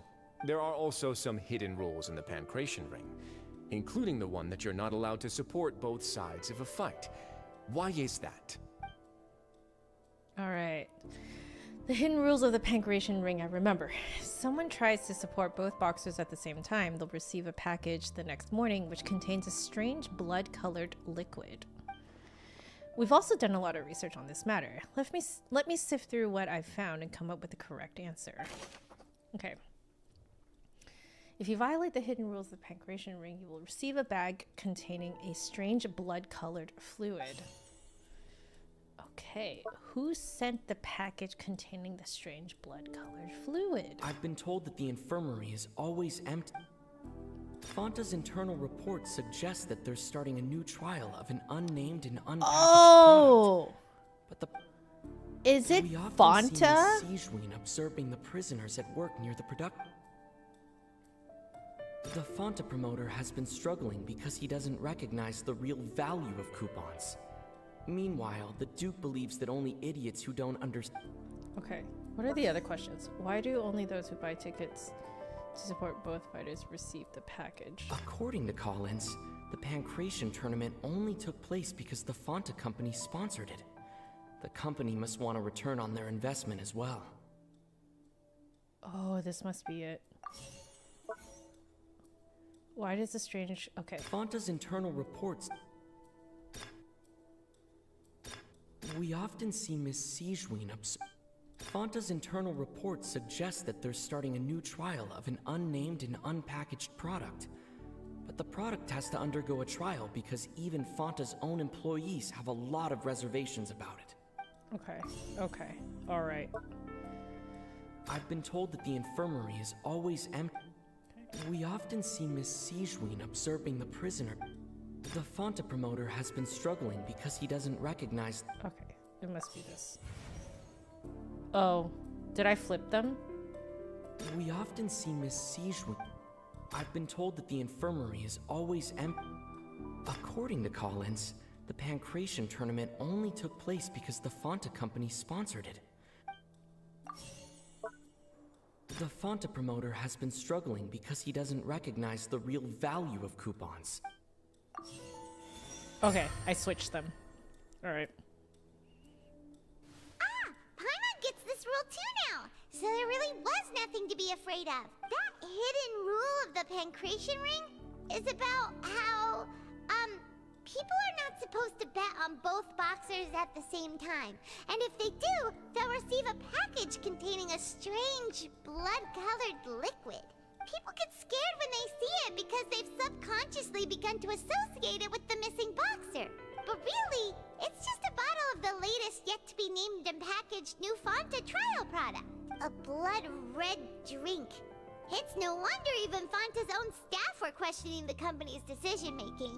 The company, facing backlash from its own staff, decided to try to trial the product on a smaller scale, to see how it might be received by customers. They came to the fortress of Meropide and offered to sponsor the Pancration tournament so they could push their new product. But the Duke completely refused to even entertain the idea. The Duke, knowing how valuable coupons are in the fortress, knew that only total idiots who didn't understand their true value would bother buying a Fonta product here. Oh, so they sent it to people who would bet on both boxers. And so, only those who proved their stupidity by being dumb enough to bet on two opposing sides of the same match were selected to receive the drinks. Wow. Wait, so did Wriothesley not actually refuse the offer then? Yes, Sigewin always deserves head pats. I acknowledge the effort you've put into bringing the truth of this mystery to light. Although, based on your description, that Fonta promoter is a bit too careless with his words, I may just reconsider my collaboration with the company. He totally is collaborating with them. All right, and here's the final question. What's the secret behind our head nurse and all of her patients in the infirmary? We haven't collected enough info to answer that question. Stop your cruel and pointless games, Wriothesley! You know that we haven't finished our investigation, so there's no way we can answer the last question. The thought of sparing Lynette and Fremine never even crossed your mind. Linny. You'll pay for this! Ah! Oh. Give me a sec. I like this screenshot. Just taking a quick screenshot. Give me a sec. Okay. Linny, are you alright? Oh, something shot him. Oh, close one. I owe you, Sigewin. That was a fantastic shot. Psychopath. Actually a psychopath. It was nothing, Your Grace. Oh! Sigewin? Though this gun may look like a toy, it's actually fully functional, as I just demonstrated. Sigewin... You... Are you his accomplice in all this? Not at all. I am merely a resident of the fortress, and thus protecting it is my duty. When Monsieur Nervulette asked me to come here, he told me that my job would be to take care of the well-being of everyone here. I am merely discharging my duties. But if you mean what you just said, then isn't Linny someone you should be looking after as well? Isn't he a resident here just like the rest of us? If you're close with Nervulette, why not learn a thing or two about virtue from him? But I really am just doing what Monsieur Nervulette told me to do. Everything I did, I've done to protect them. Had I not, they would be in far more dire straits right now. His Grace knows it too, right? Your Grace? Mind proving my innocence to them? My dear Sigewin, whatever shall I do with you? Would it have killed you to just wait another minute or two? Well, it's nearly time after all. The way you do things can be truly frustrating sometimes, Your Grace. I figured I should try to talk some sense into you. What are you talking about? What time? Take me if you want. But let them go. How touching. Can you just give me one more minute? How touching. Don't be like that, Your Grace. All right, everyone, calm down. 2 more visitors will be arriving any time now. I'll go get a cup of tea. Miss Sijween, I leave Miss Lynette in your care. You... What are you doing? I believe I hear footsteps.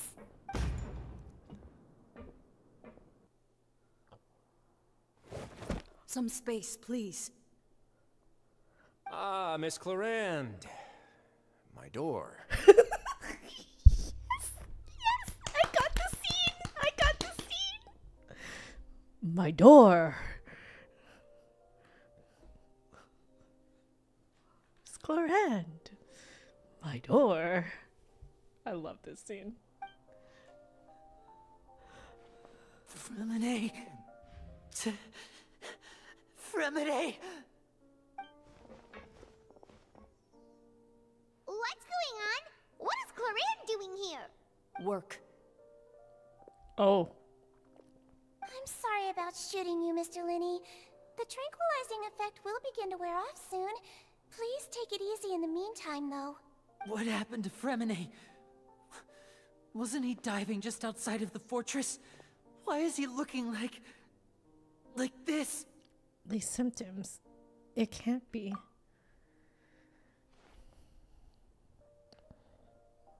A flushed face, an accelerated pulse. He must have consumed primordial seawater. Oh, shoot. What did you say? Please, make some space. I'll need to give Mr. Fremine a more thorough checkup. Your Grace, I'll leave the rest to you. I'll talk to Clarande while you get Fremine to where he needs to be. Everything else can wait. Try to understand the situation of the people around. What's that look on your face? I thought I made good time on the way back. Oh, I'm just admiring your punctuality. Had you arrived just a few minutes later, Sijween may have been forced to shoot Mr. Linney again. Oh my god. How's the situation out there? The water has changed. It's pretty much as expected. The concentration of primordial seawater has increased significantly. Oh, shoot. I was only out there a short time, so it wasn't too bad. But if one were to stay for any significant amount of time... well, you can see how that boy's doing. Where was he when you found him? The abandoned zone at the end of the pipes. A good distance into the water.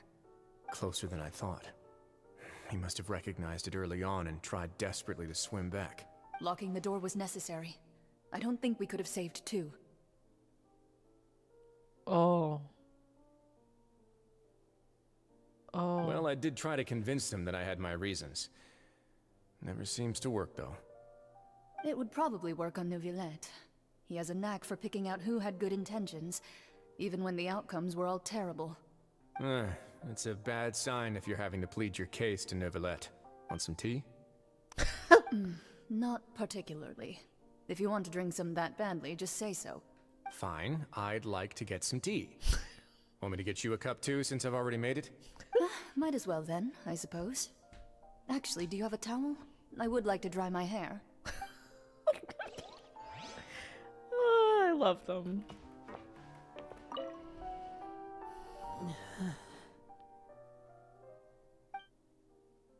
Luna's expression looks disgusted. It seems like he'd rather not have Sijween touch Fremine.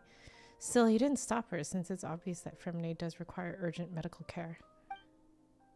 Sijween's examining Fremine carefully. She doesn't look too upset, which is a good sign. I hope Fremine will be okay. How is he? These symptoms are probably caused by an acute ingestion of a large amount of primordial seawater. Still, his condition is not critical. Of course, it would be best if he stayed for further observation. Let's leave him here for now, and move him to the infirmary once he's recovered a bit more. Sorry. I am aware that the infirmary may not be your favorite place in the world at the moment. We do only have a single clinic in the fortress, however. Poor Lenny. Why would he ingest a large amount of primordial seawater after leaving the fortress? How could... Please, look after Mr. Fremine for the moment. I'll go fetch some medicine and a respirator. Oh, I'll bring Miss Lynette back with me. Where is she? How is she right now? Oh, she just took a nap in an empty room after I tranquilized her. If Oh my my calculations gosh. are correct, she should also be waking up right around now. You might not believe me, but His Grace and I actually made some snacks and tea for her. Oh my god. This actual psychopath. Lenny has finally begun to stop tensing the muscles on his face. It seems that he trusts what Eugene just said. Wow. Lenny, are you okay? I'll be fine. They're all here now. Don't worry about me. Are you sure? You don't look alright. My hands and feet are still a bit weak, but that's probably just the residual effects of the tranquilizer shot. I'm back, everyone. Yeah, I think Fremine is actually their little brother, right? Lenny! Oh, Traveler, Paimon, you're here too. Fremine? Is he... He'll be fine. But for now, please help me lift him up. Alright. Took some medicine.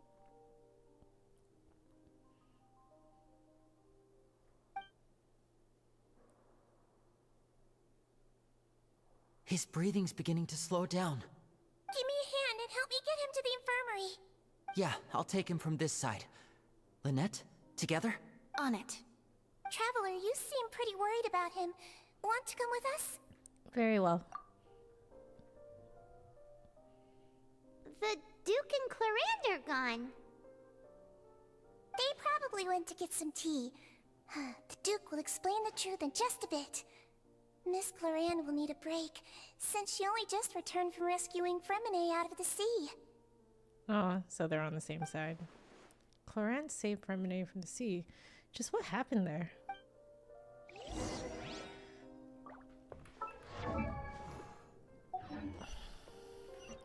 All right.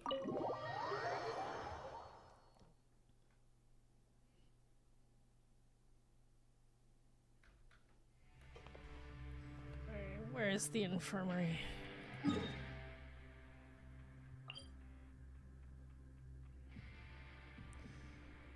I never know where anything is. Oh wait, I was already there, wasn't I? I was already there. Now I have to run further.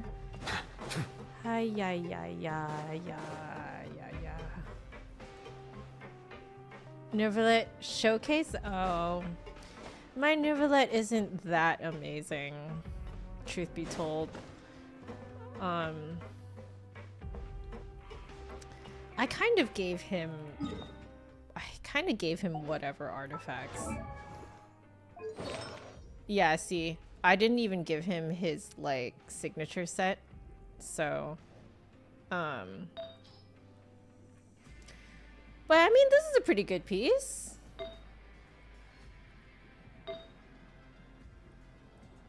And then that one. This one's a pretty good piece. I have no idea how I landed this one. And this one, not bad. So that's what we're looking at. I did get his special weapon. And his talents are 999. Yeah, he's only 80 out of 90 though, because I am very cheap.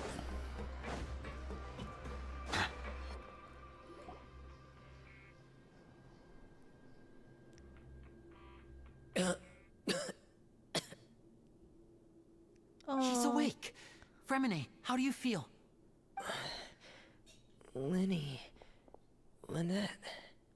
Oh, we're all here. Where am I? The infirmary, at the Fortress of Meripede, Mr. Fremine. And you are no longer in any danger. How do you feel? Don't push yourself if you're not feeling up to it. Alan, hello and welcome. How are you?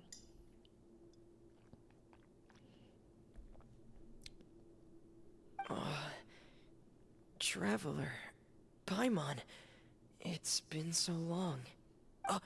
The sea. There's something wrong with the seawater. Shh, it's okay. We can talk about it after you've recovered. No, listen to me. This is really serious. There's primordial seawater mixed into the regular seawater. I don't know why it's there, but no one should touch it. What happened after you snuck into the pipes? Pipes. Right, the pipes. It's all coming back to me now.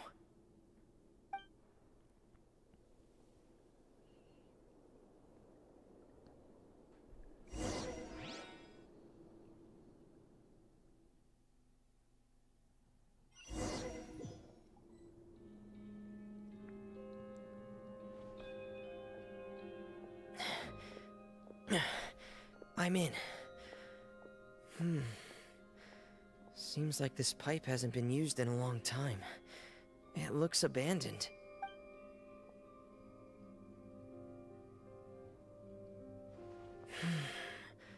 Where could Master Child be?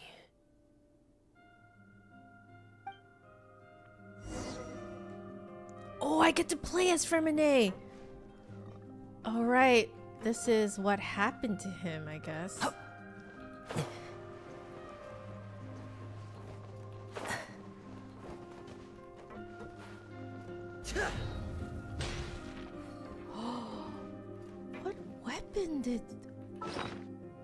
What weapon is this? What? Oh, no wonder. I never buy these. Because I think this one is from the actual shop, isn't it?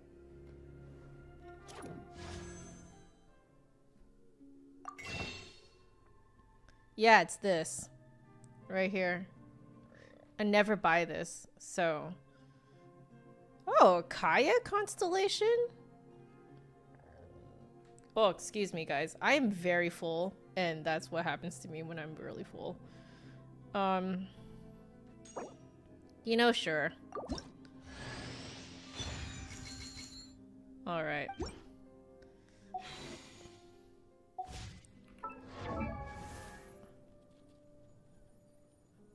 Kaya constellations are hard to come by. Oh, yes, that was C6. Heck yeah, got my C6 Kaya. Okay, anyway, sorry for the interruption there. Huh. This mechanism looks like it's been tampered with. Could he have done it?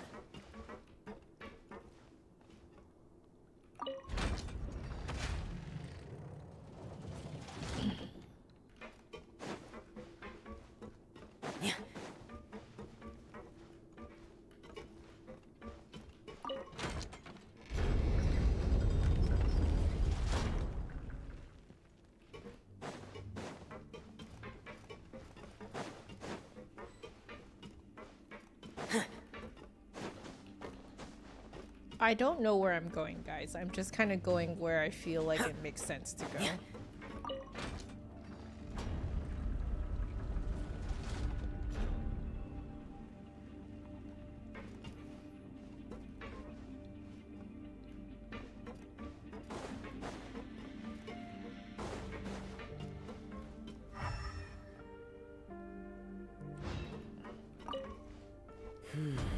It's getting stuck on something. Seems like I'll have to avoid those obstacles while I turn it. Avoid.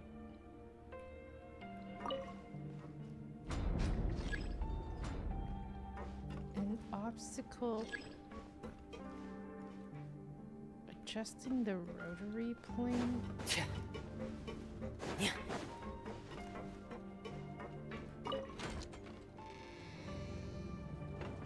Oh, I understand.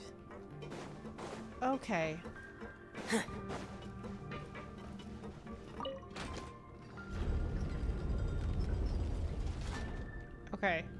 Okay, understand.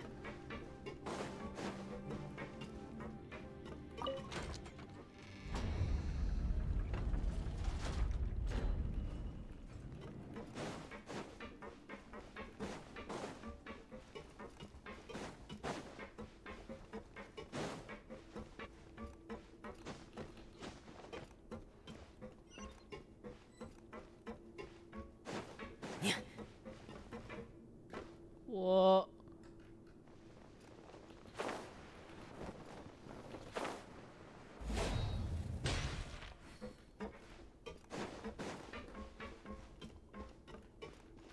Ooh. This is where the water starts. Okay.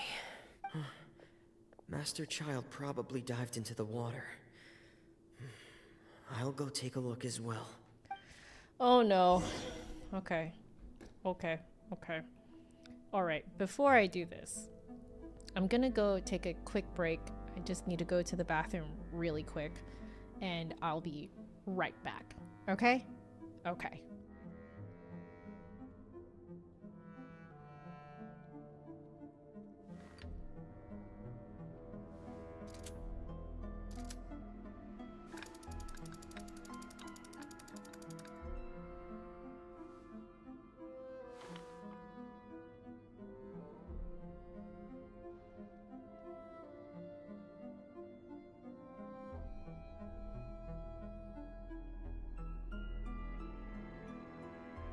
Wherever the tide takes me, so long as the light of the hearth still shines, I'll always have a home to return to.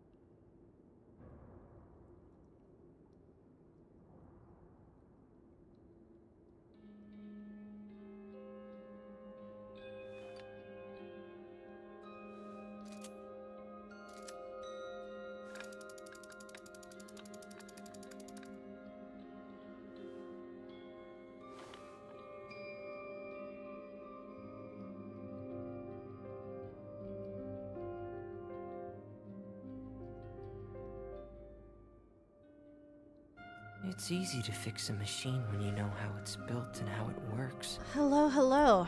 But Okay. people, they're much more difficult. Alright, I'm back. I'm back. Let's see. Oh, Arnev, you farmed Nuvalet's signature set? Wow, 98 to 209 crit ratio is really good. I don't think mine is as good as that.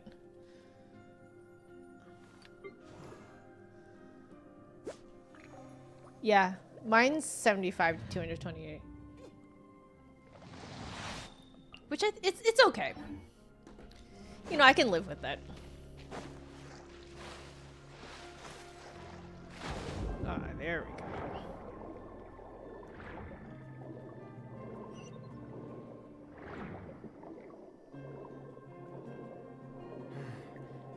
The vegetation here is a bit more sparse. These traces aren't natural. A person must have left them, and recently. I should be going in the right direction. There are traces here too. I need to keep going. Huh? The traces are gone. But I don't see where he could have gone from here. Wait. What the? Oh, that's where the primordial seawater is My heart is racing, and it's getting harder and harder to breathe. What's going on? No good. I have to get back. They still don't know anything about what's going on. If I turn back right now, I should still be able to make it. Oh, shoot. Oh.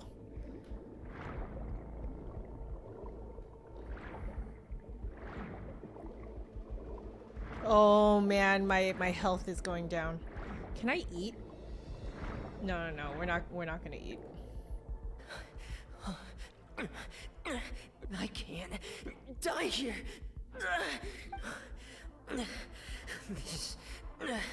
This is bad.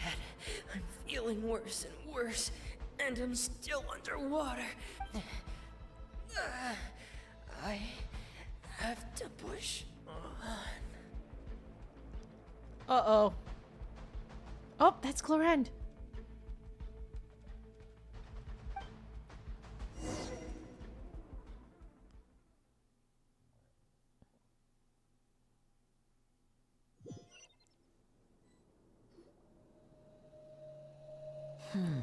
So, in other words, the trail you were following vanished, and you had no idea where Master Child could have gone.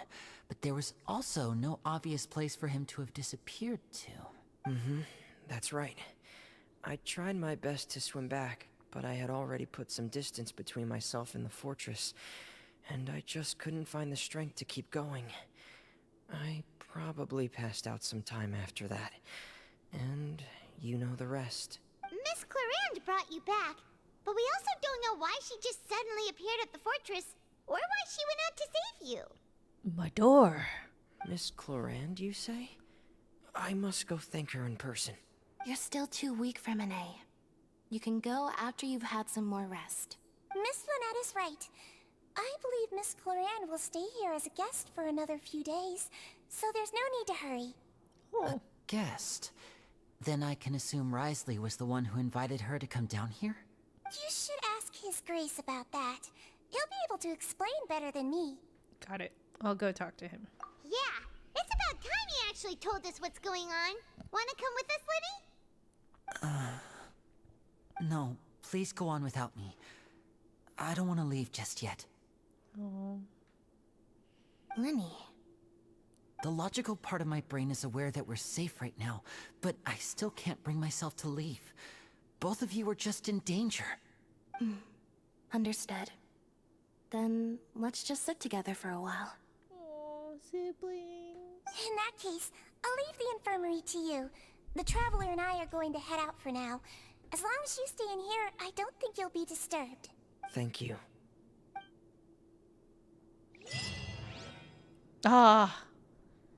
Completed the first part, I think.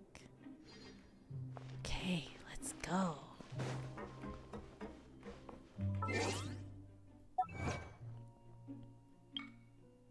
Ooh.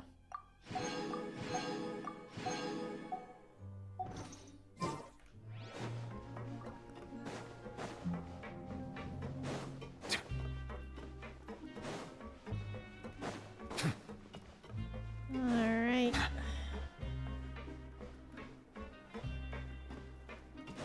I love the music in here. Wait, we're in the wrong level. There we go.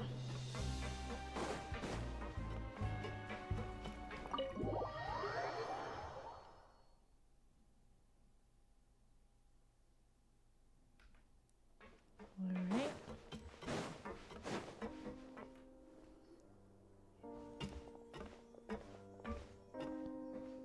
Excuse me. So cute. I take it Mr. Fremine's condition has stabilized? Of course. I wouldn't have left the infirmary otherwise. I've been expecting those two, but might I inquire as to the purpose of your visit, Miss Siegeween? I wanted to check up on Miss Clorand. How are you feeling? Mostly fine, I think. If you don't mind, I'd like to perform another quick physical exam. It'll just take a few minutes. All right. Thank you for looking out for me. I'll take my leave for now, then. Well, want to explain yourself, Risley? Of course, but I'm not partial to the word choice of explain. How about enlighten? Please enlighten us as much as you'd like. But where should I begin? How about you start by asking me any questions you have? You can start with whichever one you'd like to get answered the most. Then Paimon will begin. Did you know about Lenny's goals from the very beginning? No. I just knew they were Fatui operatives sent to the fortress by the Knave. As for their specific goals, I only figured those out as you made progress on your investigation. You managed to monitor and stay ahead of them even though you didn't know what they were trying to do? They came here with ulterior motives. I'm quite adept at discerning what that kind of behavior signals. Why didn't you stop them? Initially, I thought their goal was just to investigate Child's disappearance. Linny suggested that I had deliberately let him escape, but in truth, I didn't really do anything special to help or hinder him while he was here. Everything he did, from finding helpers to leaving this place, he did on his own. Of course, it's inevitable that the Knave would make a big deal out of her fellow Harbinger's unexplained disappearance. I'm also quite curious about where that Harbinger went. So I figured I might as well let the Fatui do their own investigative work. All I care about is the answer. So you were hoping Linny's group would just do your work for you! You make it sound like that's a bad thing. Unfortunately, things didn't go as planned. I assume that Fremine has told you already, the ratio of primordial seawater around the fortress of Meripede is on the rise. The Forbidden Zone has always been Linny's target, and you got roped into that investigation after running into him. I began to intervene out of concern for your safety, and also to prevent the fortress from becoming entangled in more irksome matters. Are the rumors true? That you're also a former criminal? Now, why would you put it like that? Isn't staying here all day and serving as the manager of the fortress a kind of sentence unto itself? Another form of prison? I just happen to have some support from the rest of the inmates. That's all. I like his non-answer. That's a great non-answer. Oh, right! Paimon wanted to ask, who invited Cloran down here? Me, of course. I paid her good mora to come down to the fortress for some field work. Oh. As a champion duelist, Miss Cloran could be considered to be an independent party. I needed to find an exceptionally capable person to help me get through the impending crisis. And saving Fremine was part of that crisis? You can think of it like that, yes. Credit where credit is due, that boy is quite adept at diving. Had conditions not been as hostile as they were, he probably would have found the missing Harbinger already. So the Forbidden Zone really exists? That's not something you should be asking after. Neuvillette only asked you to investigate Child's whereabouts. All I need to prove to you is that the Forbidden Zone had nothing to do with the Harbinger's disappearance. That should be clear now that you've spoken to Fremine. But we've already uncovered that there's something wrong with the infirmary, and we've answered a bunch of questions that you threw at us. Isn't it about time that you answer our last question in return? You make a compelling case. Do you really want to know the answer that badly? Yeah, Paimon really wants to know. Even if the truth may not be pleasant? Yes. Follow me.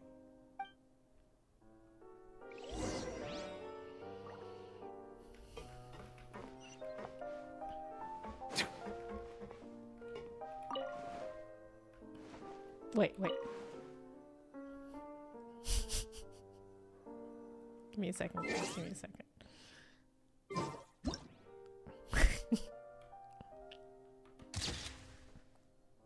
Wait, no, he blinked. Okay. Wait, oh, I didn't save that one. Okay. Alright. I'm gonna stop taking selfies and ride to Lee's office.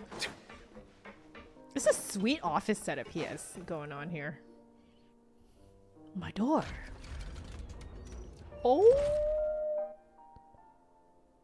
There's a hidden door here? And a whole basement behind it? Huh. You're pretty good at hiding stuff, Risley. I mean, I thought that first picture I took, like, his eyes are closed, isn't it? It seems you've forgotten just what kind of place the Fortress of Meripede is. Let's go. Stand on the central plate. Wait, is there a secret mechanism or... Whoa! Elevator. Oh, you're watching it 360p. Okay. Yeah, that's probably why. So, this is the Forbidden Zone? Honestly, for a place so well hidden, Paimon sure doesn't see anything special. And that is... What a huge door! There are 3 such isolation gates in total. Generally speaking, I'm the only one who's allowed to go inside. Hence the name Forbidden Zone. Isolation gates. Am I correct to assume you're going to run on back and tell your little Fatui friends everything? Well, Paimon wasn't thinking of keeping anything from them. Well, I'd advise you wait until you've seen the whole truth of this place for yourself before deciding whether or not to tell them. Alright. Oh, we're playing as Traveler. Okay. Huh. So there's a switch on the side. Stand back.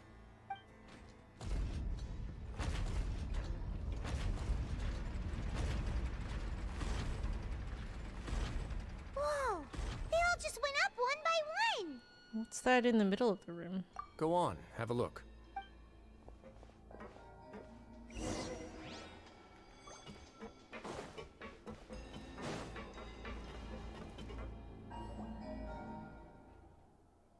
This room is really empty with nothing in here, which is quite strange on its own. There's also a device smack dab in the middle of the room, which looks like some kind of massive sluice gate. I've been interested in what lies beyond that gate ever since I assumed leadership of the Fortress of Meripede. Of course, it would be unwise to recklessly open it, but it'd also be risky and negligent to simply ignore any potential danger that could be behind it. The readings on that dashboard have not budged since the day when I first laid eyes on this place. But over the past year, the needle has crept upwards from its original position, likely because some parameter it's been tracking has changed, if only infinitesimally. I wonder if this is tracking the levels of primordial seawater. Normally I would have ignored it, but I happened to have some free time when I noticed it, so I investigated. Any guesses what the reading could be tracking? The water pressure? Very reasonable guesses. I've considered both of those as well. Unfortunately, our dashboard is tracking something less ordinary. The temperature should vary with weather and climate changes, so for something that rarely shifts, the water pressure is more likely. We ran a few tests to increase the pressure from the outside, but the readings didn't change at all. Later on, a few more possibilities occurred to me, such as a potential connection with the primordial sea. I began to make a few preparations based on that hypothesis. Over the past few days, the needle has moved again. With that, and the symptoms that Fremine displayed after leaving the fortress, I can now confidently conclude that the readings represent the concentration of primordial seawater in the seawater nearby. Oh, I wonder who set it up then. The concentration of primordial seawater? But we're already under the sea! And that is precisely the problem. We're at the bottom of the sea, and now we're surrounded by toxic seawater. Somehow, primordial seawater got mixed in, and the concentration is steadily rising. Primordial seawater is continually leaking into the sea? Yes, that's very likely. But forget about the two of us. Not even Neuvillette knows where the primordial sea could be, much less where we could find and plug a leak. Oh. Oh! Seems like you've figured it out. I believe the primordial sea lies directly beneath this sluice gate. For some reason, the primordial seawater levels have risen significantly, and it's now very close to us. The indicators are now red. Although the gate still stands, some primordial seawater has already leaked out and mixed into the sea around us. If this continues, soon it will no longer be able to hold back the primordial sea at all. If this gate falls, all of Fontaine will fall with it. Yeah, you know what the legends say. If this place falls, then everyone in Fontaine will be turned into puddles in the span of a night. But that's just too weird! Why would the Fortress of Meripede be built right above a sluice gate for the primordial sea? Who built this place anyway?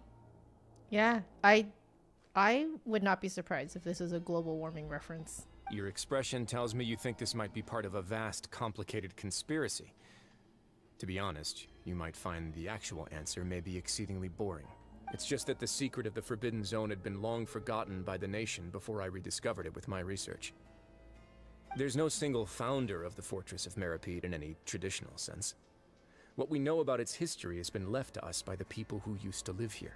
When the previous Hydro Archon Egeria ruled the land, all convicted criminals from Fontaine were exiled. The people drove the criminals away like a wolf pack chasing away the banished. I did not know that the previous Hydro Archon's name was Egeria. The criminals received no sympathy of any kind from the people. They were exiled to the desolate seaside, where they experienced only pain, struggle, and the bone-chilling cold. Some of them began to repent, and prayed to the Hydro Archon, asking if there was still anything they could do. The Hydro Archon took pity on them, and said, "You may go guard my secret, deep underneath the waves." Oh! And so, leaning on the power of the Hydro Archon, they gathered underneath the sea and began to build a fortress. They became a community down there in the deeps, and over the years helped it to grow.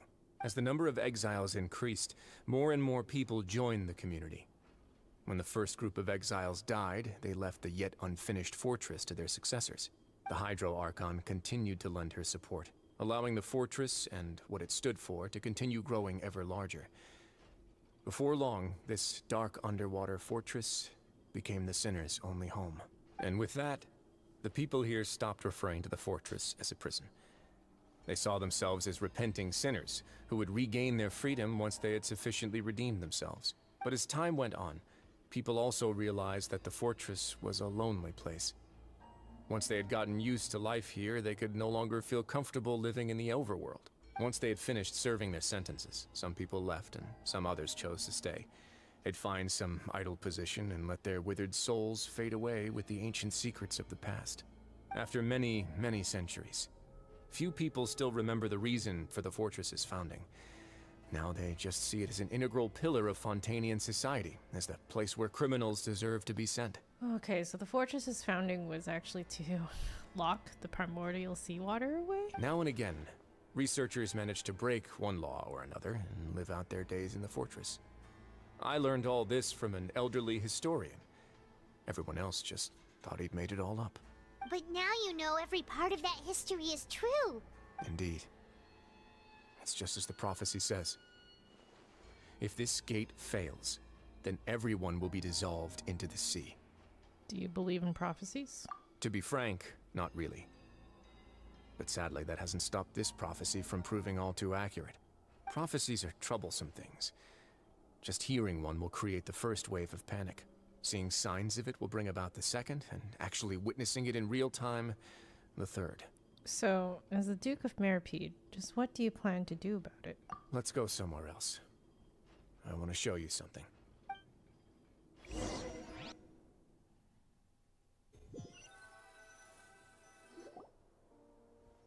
This is it. Your Grace, perfect timing. The results from our last round of experiments have... Wait, Jurier, he's not alone! Huh? Lorvine and Jurier? No need to panic, you two. I've already told them about our plan. What? After you warned us not to tell a single soul about any of this? I'm skeptical as well.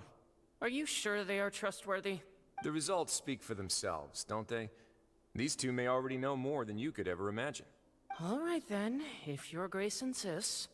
They seem harmless enough, so I'll trust them for now. Well, how about some reintroductions? This is Jurier, one of the highest-ranked researchers from the Fontaine Research Institute. He used to work under Edwin. I trust that you've heard of Edwin? Oh, shoot. I don't know if... Ed who? He's the one who blew the whole institute sky high. Oh, right. Everyone knew he was a bit crooked in the head, but you're not local, so I guess it's possible for you not to have heard of him. Edwin's main areas of research were archaeum and gravimeters. As his assistant, Jurier is quite familiar with them as well. I hired him to be my technical consultant. You want to blow up the Fortress of Meripede? Ah, what a lovely idea. I'm already imagining it in my head. Gotta admit, I'm tempted as well. Guys, focus! Focus! That taskmaster over there is Miss Lorvine, and is also one of my technical consultants. While Jurier used to be Edwin's assistant, she used to be Jurier's assistant. Oh, interesting. Ooh, are they together? Was that really necessary? See, everyone keeps asking this question. Are you too sure you're not a couple and just using your work as a convenient cover? Your Grace, I am not in a relationship with this man. If I dated her, I'd officially be madder than Edwin. Jeez, forget I said anything then. Follow me. Whoa, there's another door that goes right up. Your constant amazement makes it seem like the fortress can do anything.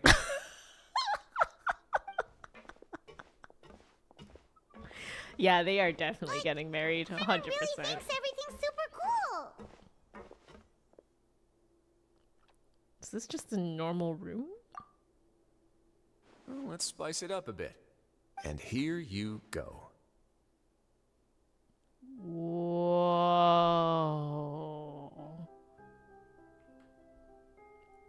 Okay, giving my computer a second to take a screenshot. This is... What a huge ship? This is also a production zone that Paimon's never seen before. What's going on? How much do you know about Fontanian history? Not much at all. Well, then maybe you haven't heard the story of ancient Lemuria. To give you a quick rundown, Fontaine used to be ruled by the Lemurian dynasty. According to legend, the Lemurian king Remus came to this land after being inspired by divine revelation and found the seer Sibila, who had taken on the form of a golden bee. Taking the golden bee with him and riding on a huge ship, the Fortuna, he created his nation above the surging waves. He called his nation Lemuria and used the Fortuna to incessantly search for new tribes and islands, calling on them to join his empire. There's a ship in this story too? Where there's water, there'll be ships. People believe that hope can always be found at the end of a voyage. Do you believe that too? To a point, I think. As you've already seen, I have a whole factory's worth of labor, materials, and technology at my disposal. Certainly can't hurt to give it a try. So the moment I began to speculate that the primordial sea might lie underneath the gate, I also began this project. Were you inspired by the legendary Fortuna? Maybe. Fontanians need something to hold on to cope with the impending disaster. This is a plan for the ages. Can't you share your plan with everyone? So is he basically building the Ark? Were the workers to find out the truth behind this ship, riots would destroy the fortress faster than any catastrophe. As the fortress's administrator, I'd never make such a reckless call. All right, that's enough talking for now. I'll need another 3 cups of tea to soothe my throat. Do you have any other questions? He loves his tea. Seems like you're good. Come on, I'll take you back.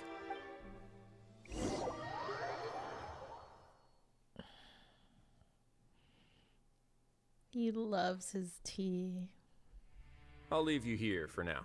Oh, thank you so much. No worries. But don't forget, it's up to you whether or not you want to share what you just saw. What you do from here on out will likely affect those 3 as well.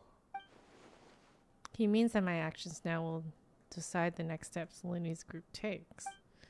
In other words, if I want to tell Linny the truth, I must make him understand that we cannot afford excessive conflict right now.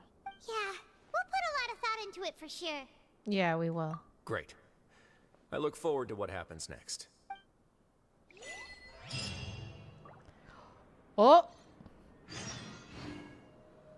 Oh, I completed another section? Okay.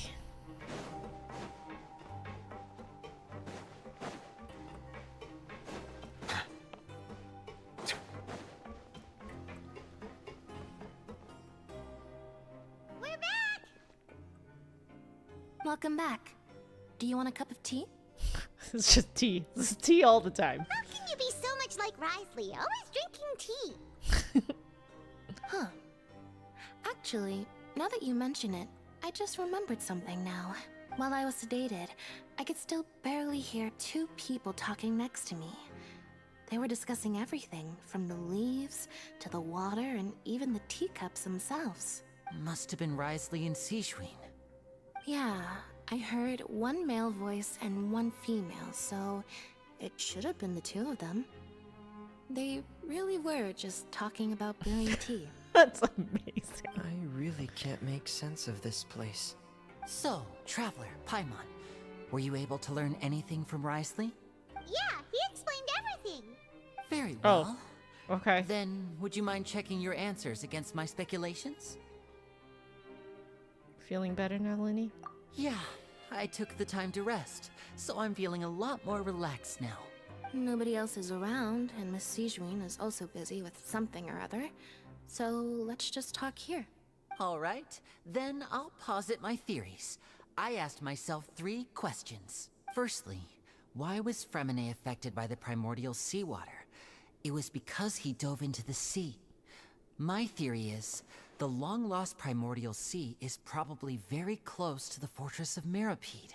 Ooh, he's good. He got that right on the first try. Thanks, Victor. That's our Lenny. Secondly, Wriothesley's attitude changed dramatically during the course of our stay here. He ignored us completely at first, then suddenly roadblocked us. Why? I spent quite a long time thinking about this. If he has been monitoring the Fatui since the very beginning, he probably ignored us at first because he was hoping we could find Master Child for him. What's more, the Fortress of Mirapede is not part of Fontaine's court system, nor does it report to Udex Nervulet. Wriothesley is basically the king of a no-man's land. As long as the fortress doesn't do anything about Master Child's disappearance, Father can use it to pressure the Fontaine authorities. And while the 2 factions are pitted against each other, Wriothesley will be free to move between the parties of interest. If I had to guess, he probably has something that he's working on himself. It's likely related to the secret of the infirmary, but I just can't think of what it could be. Lenny's grasp of the big picture is amazing. You're super smart. Thanks so much. Then finally, there's the last question. If Wriothesley does have a plan, what could it be? All I know for now is that his plan probably has something to do with the changing nature of the seawater. He's even gotten Cloran to help him out. That can't be the full extent of what he's doing. There's probably a secret passageway behind the block in the infirmary, and there's something big in the fortress that most people here never get to see. He has a bargaining chip, and it could be important enough for Father to deal with him directly. I don't have enough information, so I have no idea what his chip might be. But let me guess. You have the last piece of the puzzle. All right, we are sharing the information with him. Emphasize that now is not the time for disputes. I can't believe it. The sea will engulf everyone. Just like the prophecy said. Could Wriothesley have wanted to meet Father to figure out a way to deal with this crisis? If you remember, I once mentioned that Father sees the House of the Hearth as her base of operations, and she truly wants to resolve the crisis. But how could Wriothesley have known that? Or perhaps he didn't know, and just wanted to bring Father over to his side? Which could be why he said he just wanted to negotiate. Yeah, that makes sense to me. I understand your concerns as well, Traveler. I'll figure out a way to pass this on to our father. No matter what, we're on your side. The 2 of you have already aided us far too much. We probably wouldn't be standing here right now if not for you. If you ever need anything else going forward, please come to the House of the Hearth at any time. Though you may not share the sentiment, after all that we've gone through together, the 3 of us basically see you as family now. Aww. You have my gratitude. Thank you for protecting Lenny when it really mattered. And thank you for sharing the secrets of the fortress with us. We didn't think you were going to do it. Why are you being so formal all of a sudden? We can work together again if necessary. Given your strength, you might not need our help at all. But if you are ever in danger, we will try our best to protect you. Aww, the sound of that makes Paimon feel all warm and safe inside. What was that? Paimon's hungry. So cute. Oh, you've done so much already. Go get some food. Alright, then we'll catch you guys another time.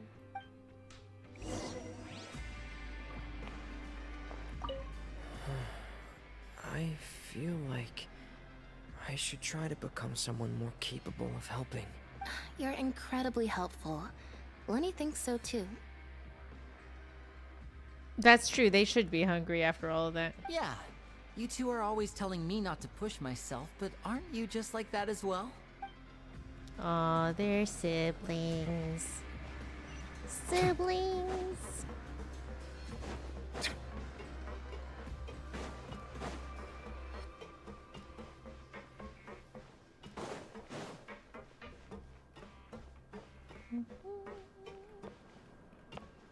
Oh, are we not on the correct?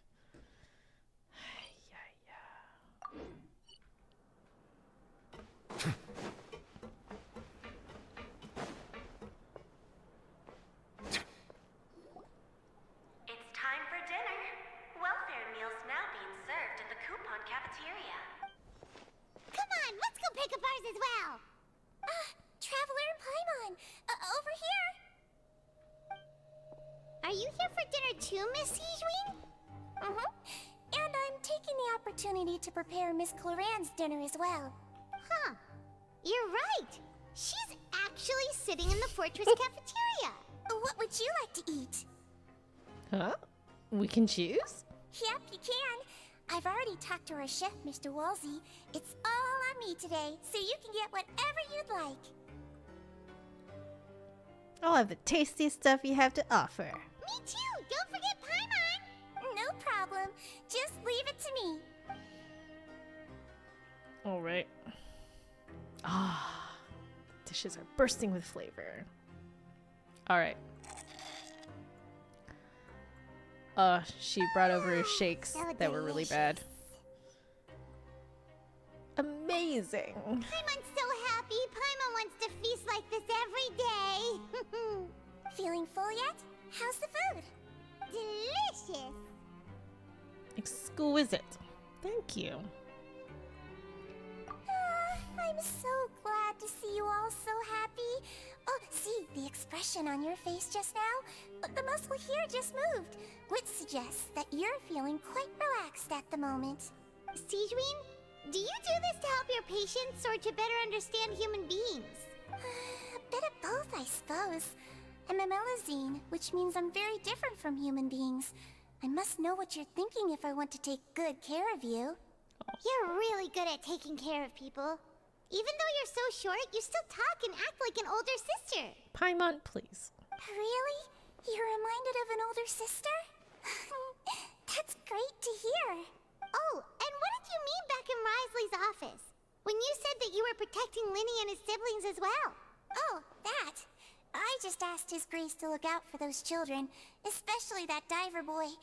I was getting a bit worried after hearing that something was wrong with the water. Thankfully, Cloran is very strong and managed to save him in the nick of time. His Grace also sealed the pipes after Cloran left, to make sure that Linny wouldn't impulsively chase after his brother. Oh. Although the path was blocked, we still stationed some guards there to stop anyone from approaching. They were instructed to only open the door once Miss Cloran had returned. Oh, and I was keeping an eye on Mr. Linny as well. We had to press him, but we couldn't allow him to be in any real danger. You were all super considerate and really thought everything through. Shy Knight, hello and welcome. I am grinding the Archon quest right now and having a great time while doing it. It's just what we do down here at the fortress. At least this has been His Grace's style for as long as he's been the leader. Oh, I really wish Monsieur Nervula would come down here more often too. I feel like he'd like it here, with all the darkness and chaos. Gosh, she's actually a psychopath. But that doesn't make sense at all. I love the expression on his face. It's hard to imagine Nervula outside of his office. Get a good night's rest, you two. You both worked very hard.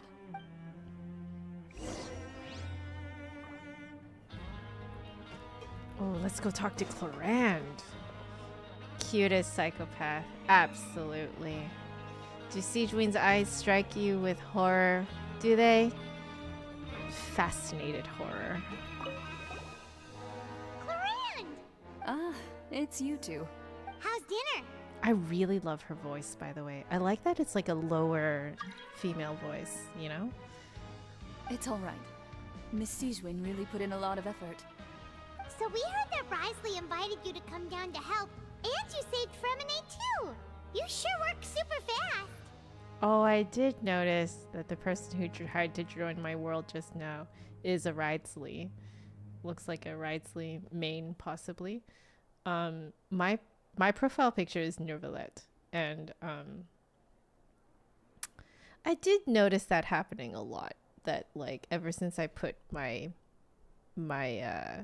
profile as Novelette, I get a lot of Ridesley requests to join my world.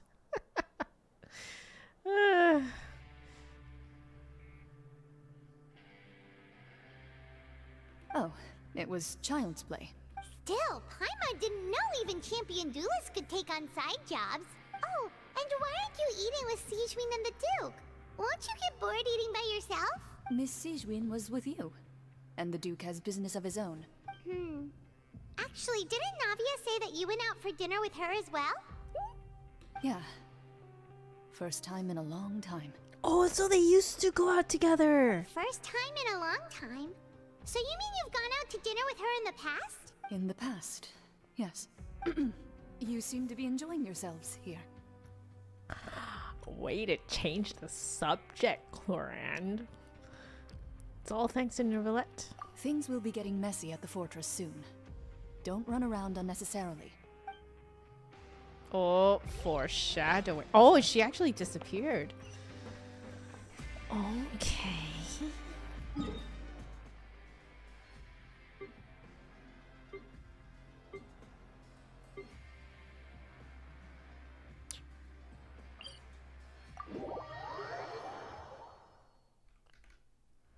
Okay. I'm finally slightly getting used to the fortress.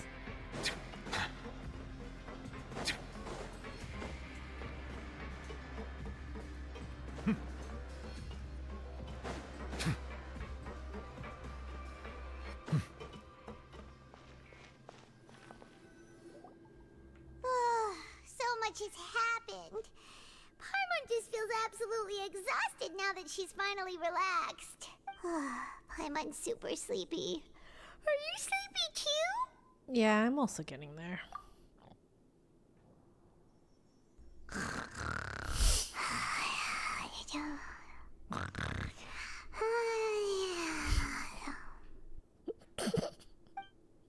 Wow, she really immediately fell asleep. Delicious. Paimon wants seconds for free. Good night. Out of my way! Get out of my way! What happened? Why is everyone running? No idea, but something must have happened. Stop asking!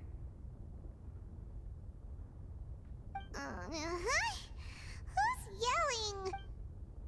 Oh, Paimon still was. What's that sound? Paimon, wake up. We need to go out and see what's going on.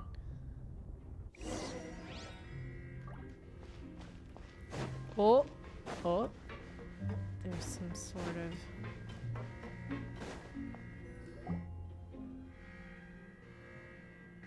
What happened? Why is everyone running around? Hey, what are you doing? No time to explain, mate. Goodbye! Hey, wait!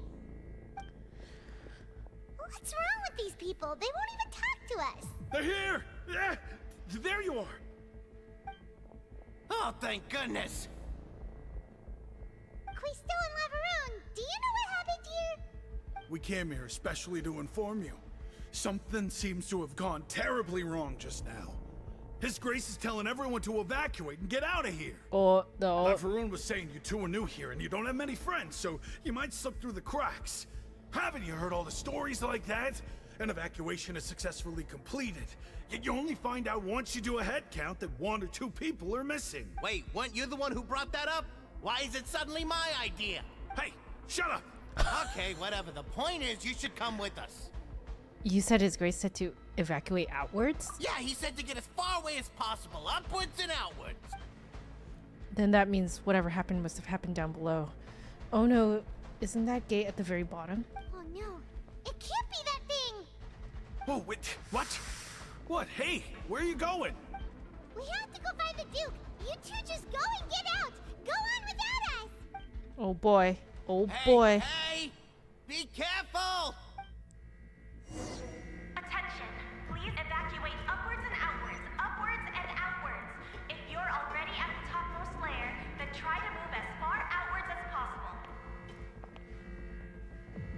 Okay. I can't teleport.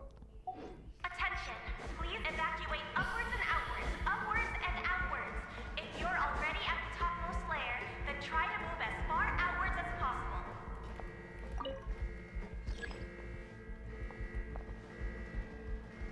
Attention, please evacuate upwards and outwards, upwards and outwards. If you're already at the topmost layer, then try to move as far outwards as possible. Well, they did this part really well. Attention, please evacuate upwards and outwards, upwards. Oh, this is giving me so much anxiety. Already at the topmost layer, then try to move as far outwards as possible.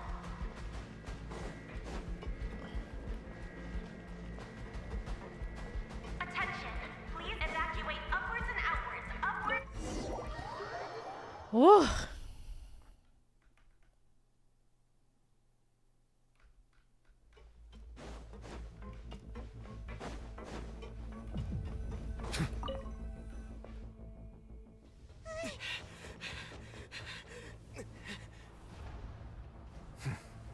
They're here. Just like I said.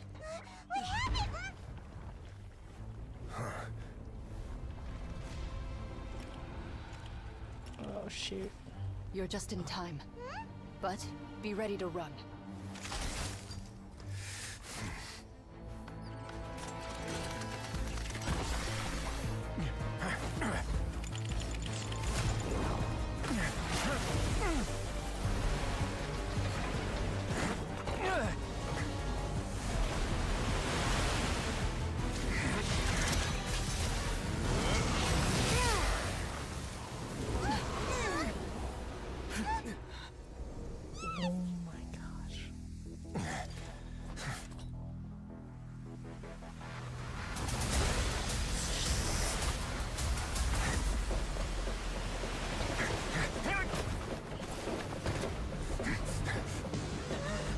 Oh. 3, 2, 1.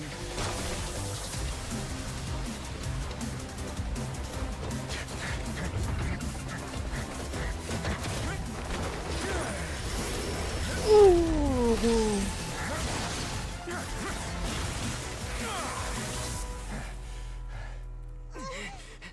This won't hold it for long. Find Neuvillette. Tell him the defenses are about to collapse. Then what will happen to you? Until he arrives, we're the last line of defense.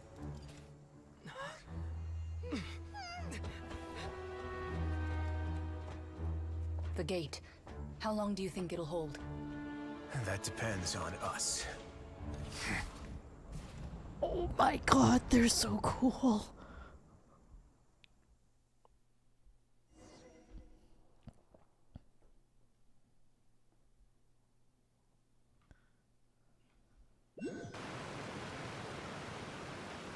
Neuvillette, why are you here?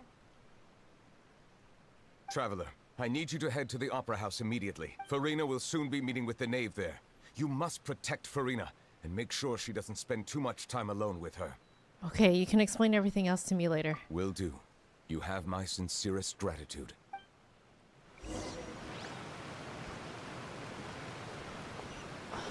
Okay. Alright, alright.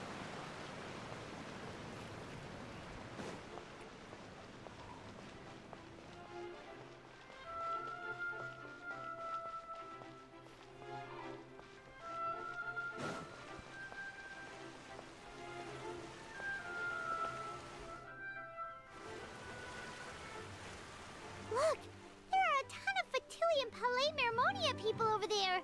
The knave is probably here already. We need to hurry. Are you two the traveler in Paimon? Monsieur Neuvillette has left instructions. Please follow me. Though I'm sure he's already explained, this should be a mostly cordial conversation, unlikely to give rise to violence. But it would be most appreciated if you could protect Lady Farina to the best of your abilities. I'll do my best.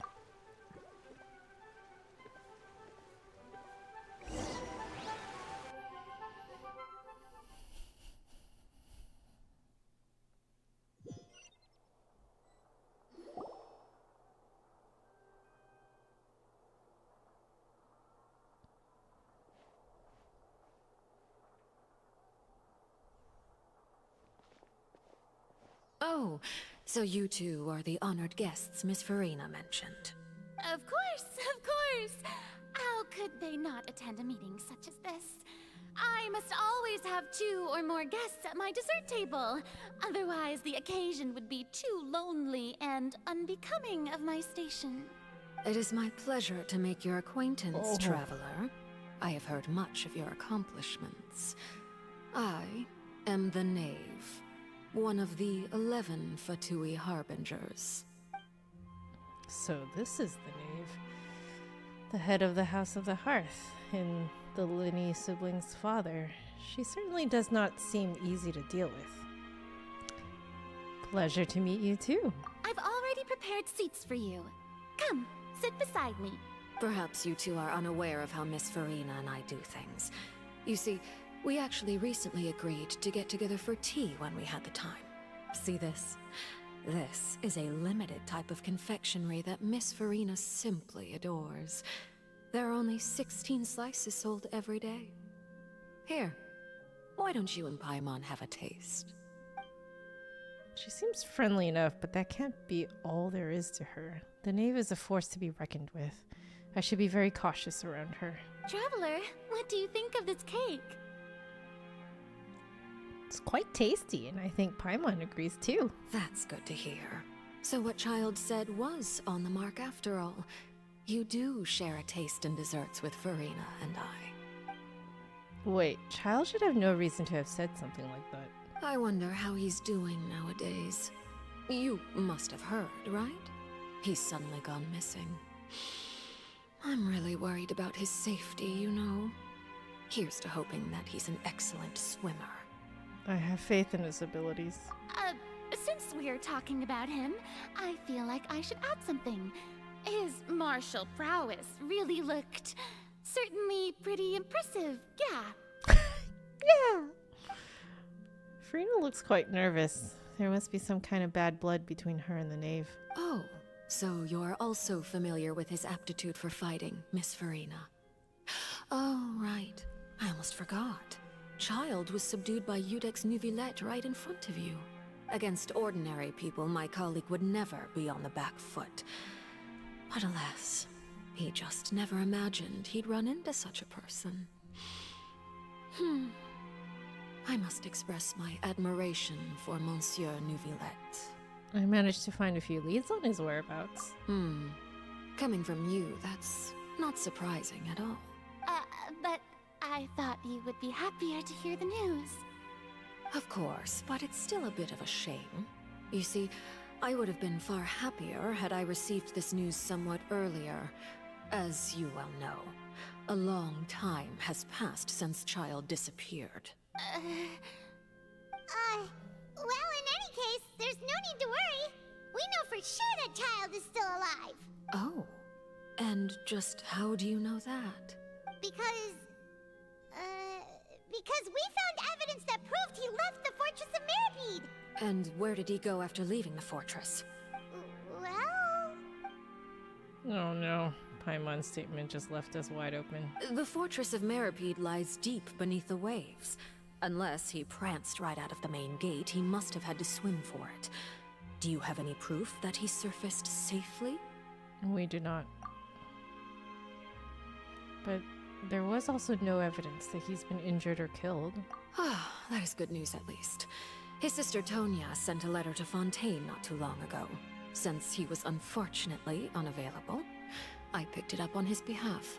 Do you have any idea how he usually writes back to his family? Dear Tonya, your letter made me feel like we were still enjoying our time in Snezhnaya together. I'm currently admiring the scenery on the streets in front of the Opera House. Is it something like that?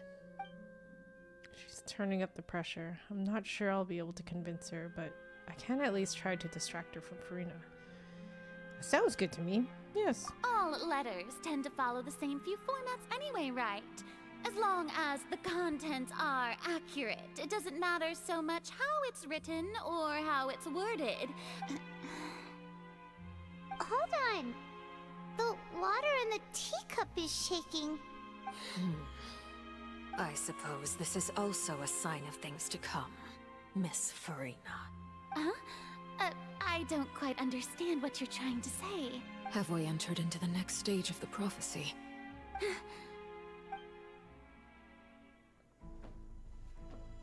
Yes!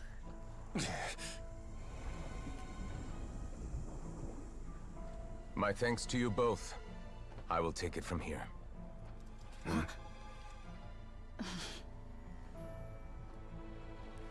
Sure you don't need a hand? Quite sure. Wow. So, what's your secret, huh?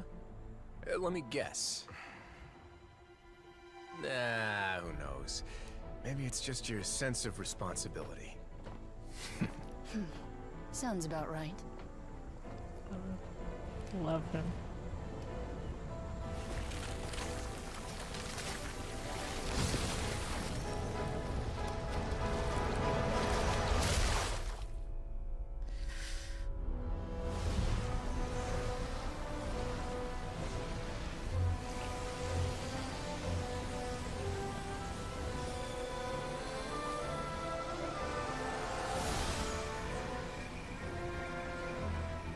Day may come when the prophecy is fulfilled, and the waters burst forth.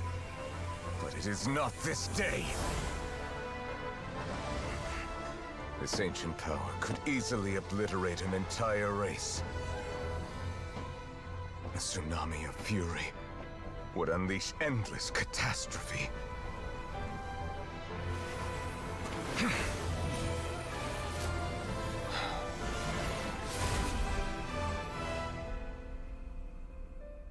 Wow. This sentence is too severe. Forgive me for overruling it.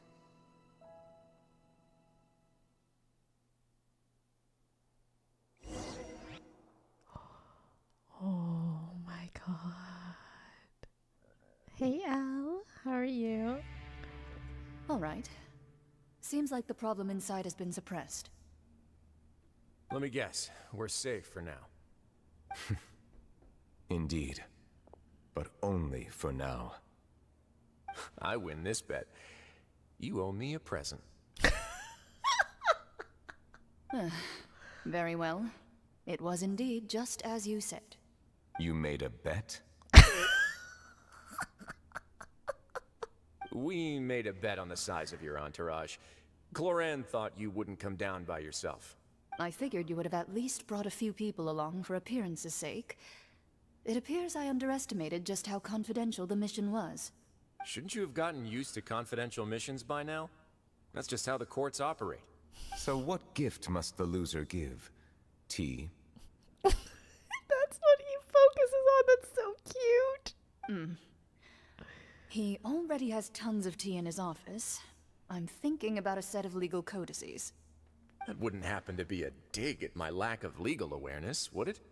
Well, I'm sure His Grace doesn't consider the fortress to be outside the law. I was under the impression the residents of a place like this would be uninterested in the legal codices. That was obviously a joke.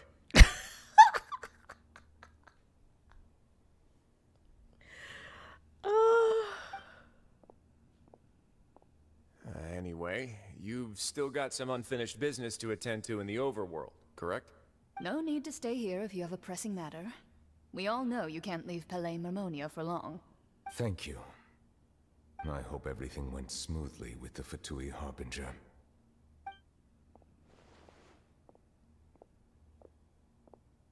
That was a badass cutscene. Alright, tell the stupid joke. Tell your stupid joke. I must say, we've spent long enough playing house. Miss Farina, as the Hydro Archon, I am sure you understand the exact meaning of the phenomenon we just witnessed. Or should I say, that's what I originally thought. But looking at your expression, was I wrong? And you haven't a clue? What are you trying to say? No. Tell the stupid joke. I want to know the stupid joke. Give it to me. At this point, I don't think there's any more need to speak as diplomatic representatives. Allow me to speak to you now as just a Fontanian. You know the prophecy by heart, and also that every part of it is being proven true. Yet, here you are relaxing, drinking tea, and eating desserts as if it's all nothing more than a few stray bugs in your garden. Do you really think that's acceptable?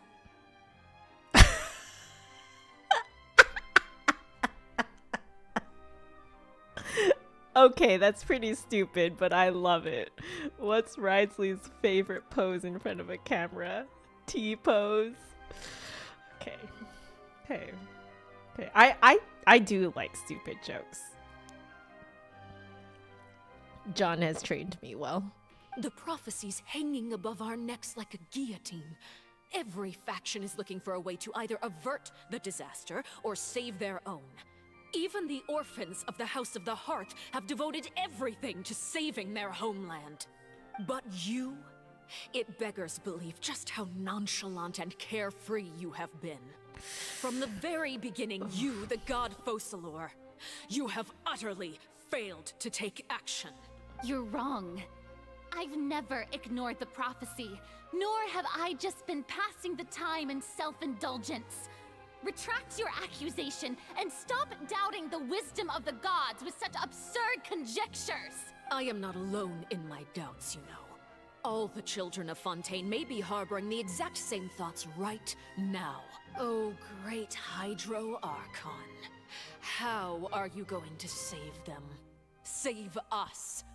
How are the people you've sworn to protect supposed to survive in a land that will soon disappear beneath the waves? I have my ways, and I've been working on them for all this time. Even if you look down upon me, you have no right to judge me. Oh, that was delivered so well. Fontaine will be saved. Even if I still cannot see the true future right now, as long as I continue on as I am, I will be able to hold my head up high. Furina's not acting like her usual self. She's actually seriously refuting the knave's accusations. She means what she says. She's not putting on a front. Then I ask you, Miss Furina, just what have you been working on? Where can we see it, and what is it doing to help?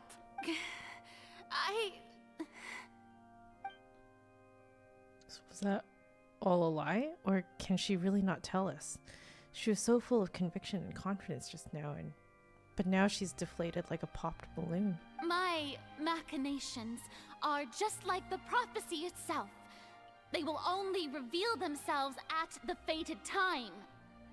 It is just that beings like yourselves are unable to perceive them as of yet. I see. As a god, the proof of your labor always lies beyond prying mortal eyes. Allow me to be so bold as to ask another way. Would it be possible for you to tell us the parts of your plan that are not confidential? Such as your emergency response plan for the impending disaster? An emergency response plan? Oh, that look in your eyes. Have you not even prepared one of those? The emergency response plan is also strictly confidential. Then allow me to jog your memory. Miss Furina, what is the purpose of your Oratrice Mécanique d'Analyse Cardinal? And what do you plan to do with the massive amounts of indemnitium that has accumulated over the years? The Oratrice? It's just like it appears to be. So you also have no idea. If I'm not mistaken, someone's using it to prepare for something. But unfortunately, it would seem that someone is not you, Miss Furina. I first caught wind of this when Linny tried to investigate the Oratrice in the Opera House. You see, even just getting close to the core contaminated him with an extremely large amount of indemnitium. Oh. But even if that had nothing to do with you, then what could you possibly be working on, oh great Hydro Archon? Oh, right. I almost forgot. Udex Neuvillette is not at the tea party with us today.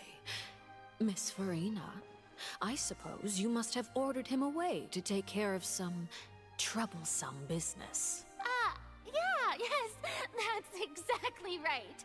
Please keep it a secret for me. Of course I will. Although, I must say, Miss Farina, you seem quite insecure without the Udex by your side. Oh, very well. Let's stop that conversation here. There are still a few slices of cake left, so please, help yourselves, everyone. You know, guys, I don't think we did a really good job shielding Farina from the Knave. These aren't topics I can speak about. I don't even know what Neuvillit's task was. If I had to guess, he probably went down to deal with the surging primordial sea, but can he really deal with it all by himself? And is Farina being truthful or not? Traveler, I heard that you were recently commissioned to handle a few matters on behalf of the Udex. Why don't you take an extra slice of cake? Those who work hard deserve gratitude and praise. Oh, the moment that the tea was shaking was the moment that the primordial seawater burst through, right? Or maybe the moment when he sealed it in. You too, Paimon. Thank you. Paimon will take you up on that offer. All right, change topics. Oh, Paimon's super full. That cake was great. Oh, kind of? Okay, I guess I'm gonna find out. If it's on my tea table, it must be of the highest quality. Yes, and we must thank the Knave for bringing these over as well. You're welcome. I'm sure the cake also felt greatly honored to be featured at Miss Farina's table. And I was merely catering to Miss Farina's tastes, seeking a chance to chat over tea. It is getting late. Why don't we call it a day? There are still a few matters that I need to take care of, so I must take my leave now. Very well. We'll end it here. Mind seeing me off, Traveler? We could use the opportunity to discuss Child before I must be on my way. Of course. Paimon's coming too!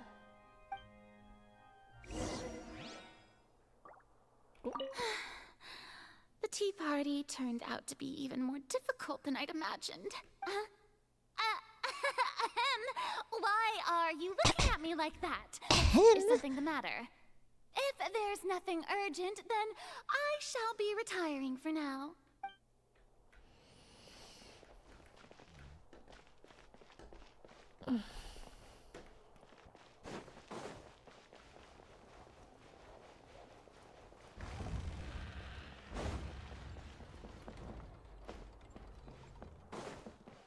Oh, we're just in the back room of the Opera Epiclese. Interesting. I didn't realize it was just the back room.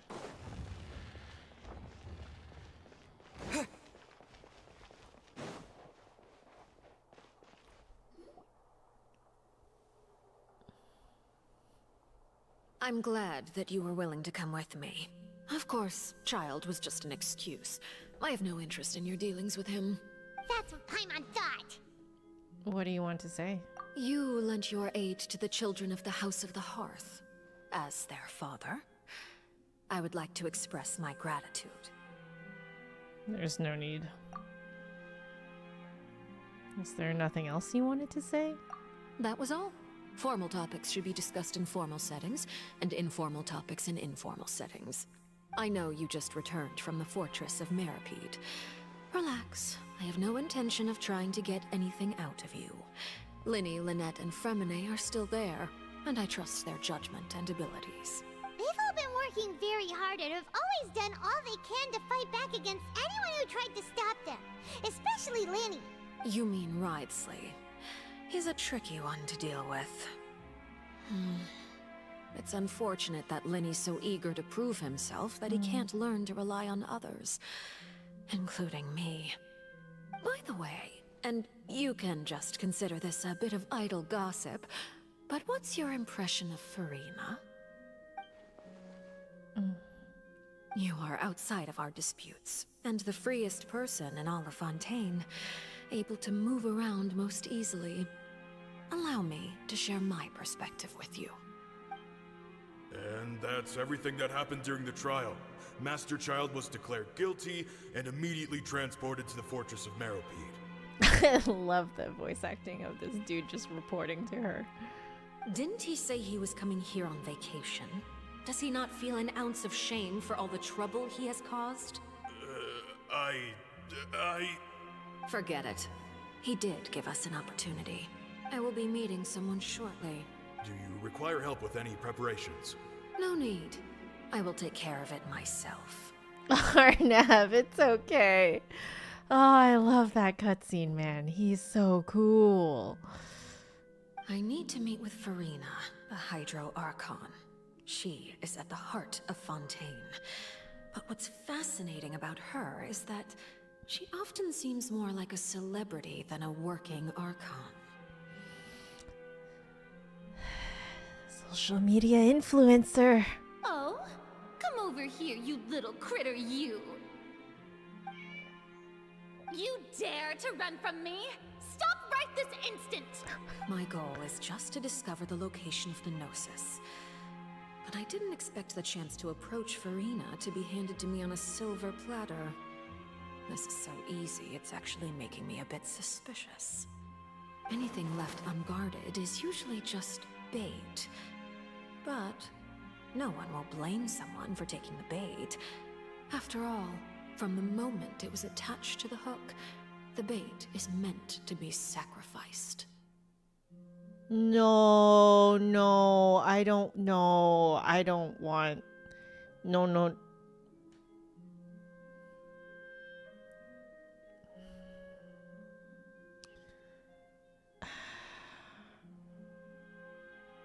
Is Farina the bait? It's just as I guessed in the second before I struck. The Hydronosis is not currently held by the Archon. In fact, this Archon doesn't seem like a god at all. And I sense that she's under some kind of curse. Who are you? And what are you trying to do? Please don't kill me.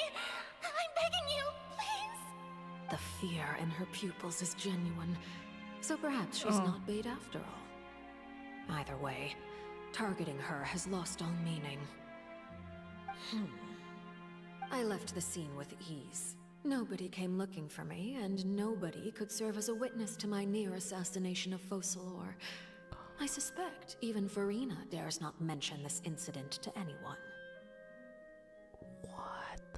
Not long after, my informants confirmed what I had guessed. After returning to her quarters, Farina quietly cried alone. She was so scared that she could not sleep that night, nor could she even bring herself to eat her cake. That's so sad. There's no doubt that there's something wrong with her. I began to entertain the possibility that she is not the true Hydro Archon. Perhaps Eudex Neuvillette is actually the genuine article. I have to find the Gnosis. If the Neuvillette hypothesis is correct, he is probably in possession of it. Alternatively, it might have been hidden in a place that's hard for ordinary people to access. Yes, Father.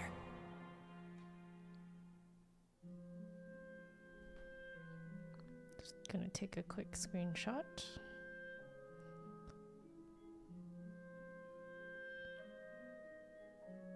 Oh, Cat hates water too. Yeah. I'm glad you didn't spoil it. Thank you so much. My dear children, please speak. News from the Fortress of Meropide. Master Child has gone missing. On top of that, the contacts and guards we bribed at the fortress have all gone quiet as well. Probably the handiwork of that Wriothesley. I'm afraid so.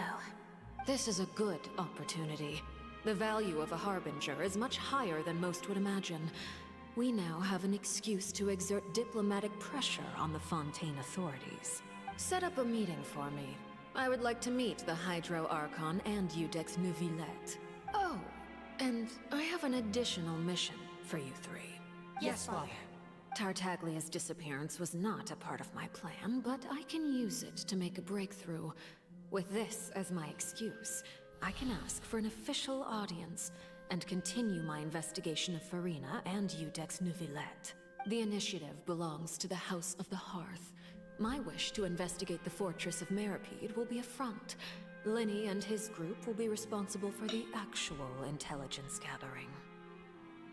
All right.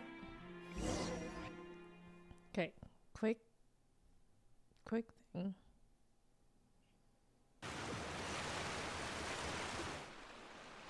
You should know the rest.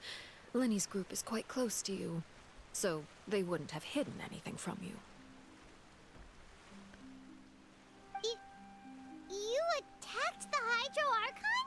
It wouldn't mean anything, even if you shouted it from the rooftops. After all, even Farina herself is still pretending that nothing of that sort ever happened. Alright then. I've now had 2 chances to enjoy tea with Farina. I have to say, the leadership of Fontaine is even more inscrutable than I had imagined. I once surmised that Iudex Neuvillette must be the Hydro Archon, but now, that doesn't seem right to me either. How did you come to that conclusion? I am a servant of Her Majesty the Tsaritsa. Over my years of service, I've learned how a real Archon conducts and carries themselves. Whether Iudex Neuvillette or Farina, neither fits the bill. It's hard to imagine either of them as the Archon. Of course, that is all just how I feel. Gut feelings often do not require justification. It is, however, quite amusing to me that after all my years working in intelligence gathering, I've come to realize I am at a complete loss regarding the identity of the god of the land of my birth. Don't you think Fontaine is quite intriguing? A catastrophe looms, yet many secrets have yet to rise to the surface. It looks like Fontainians will have no choice but to save themselves. Ultimately, though, one must survive in order to do anything else. Should the need arise, I would be happy to cooperate with you. You don't need to commit to anything right now, of course. I have a feeling that the situation will continue to evolve, and as your name is often connected with noble deeds, I'm sure we will work together someday. Neuvillette? He certainly returned quickly. You must want to catch up with each other, so I'll leave you to him. Oh, I love that he just does like a little nod. Neuvillette, is it over? For now, yes. But this issue will prove quite thorny in the long term. I'm concerned that sooner or later the prophesized events will occur. Thank you for protecting Farina. Let me ask what happened down there? To put it simply, I used my power to force back the Primordial Sea and reseal the sluice gate. As for what happened on our side.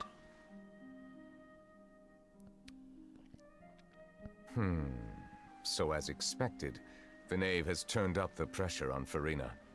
She's trying to feel her out, though I'm still unsure as to her motives. Can I ask you some questions? Permission granted. You have enough power to force back the Primordial Sea. Does this mean that you have some deeper connection with the Hydro Archon? Whoa. It can't be that you're the real Hydro Archon, right? But that's just a speculation on our part, though. You can't tell us? Then that's okay. We can talk about something else. We won't try to force you. You guys in Fontaine are super strange. If by the phrase, you guys, you are referring to Farina and I, then although I'm not sure just what you are trying to imply, I must clarify that I do not share her positions on a multitude of topics. You guys. What did you sense in the fortress of Meripede? Did you manage to protect those that needed to be defended? I believe so. The fortress has a long and complex history. It has seen much grief and suffering. And now, another catastrophe will soon be upon us. I mourn this turn of events. Huh? Why is it raining all of a sudden? Paimon. The clear skies suddenly filled with dark clouds. The rain became heavier, light rain soon growing to a downpour. And just moments before, Nivelette had just mentioned his sense of grief. Thinking back to that legend and what Freminet said, it said that a dragon of water once resided in Fontaine. Every time it weeps, the skies will cloud up and pour out rain. Wait, Nivelette, you can't be... You may be closer to the truth than you think. Not a dragon. No, it's not. No dragons here. Oh? And what are you thinking? He's the dragon sovereign of water. The dragon of... what? Huh?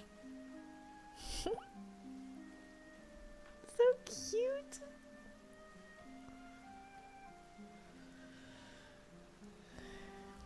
Please do not be so surprised.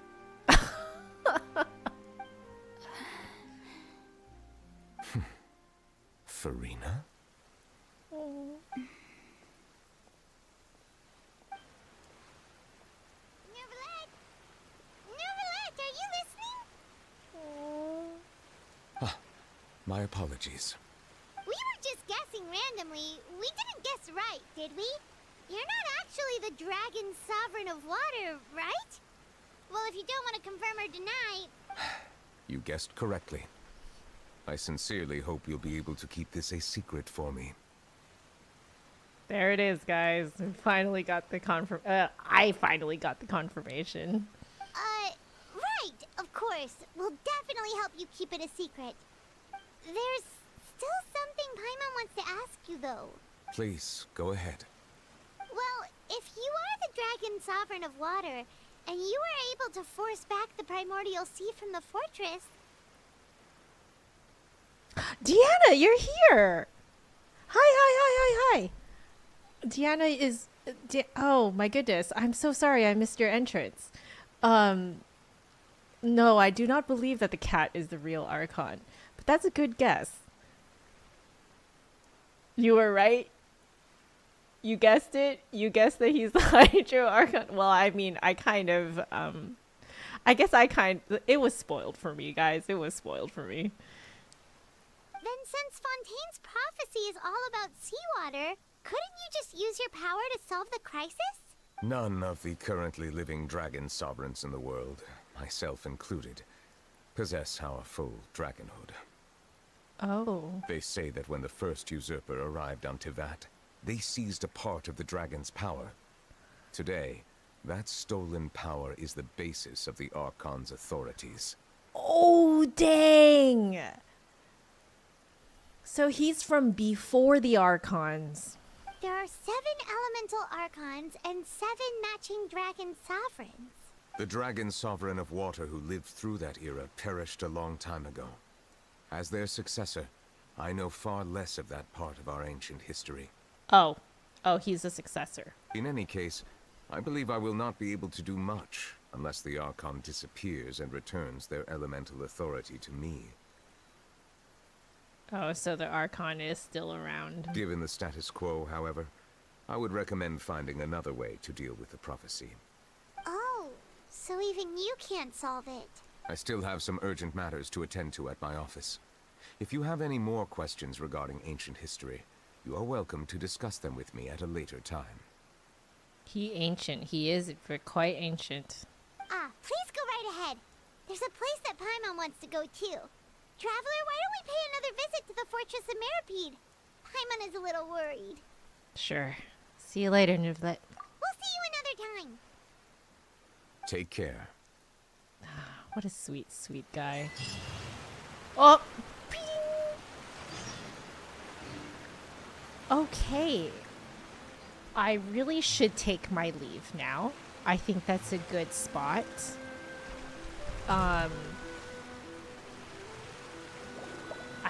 Yeah, because I think if I continue on, it's going to be like another hour. I'm sure of it.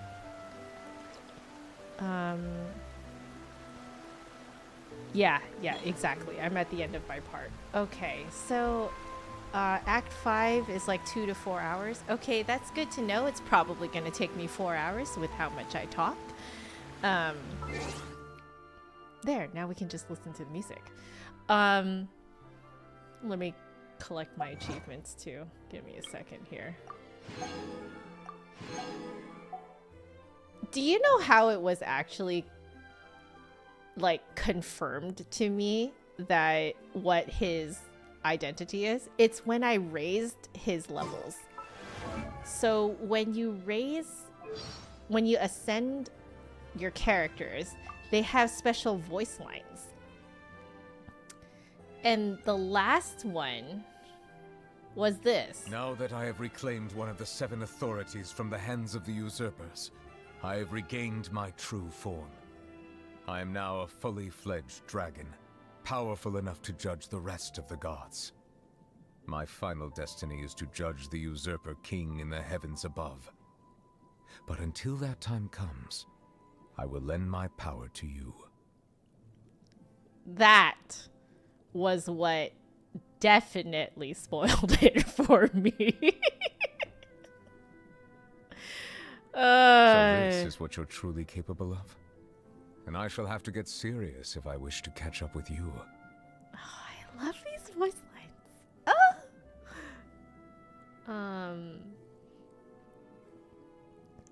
Let's see. Oh, this one's great. If you take him to the desert, he says this. I cannot help but feel that you bringing me here is some sort of an assassination attempt. And then my favorite one.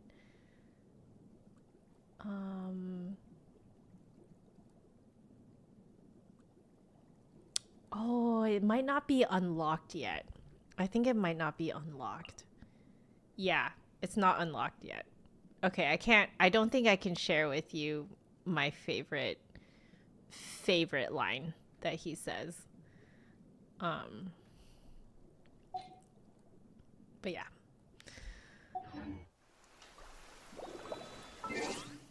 There. He simps Nahida, does he? That's so cute. Oh my god.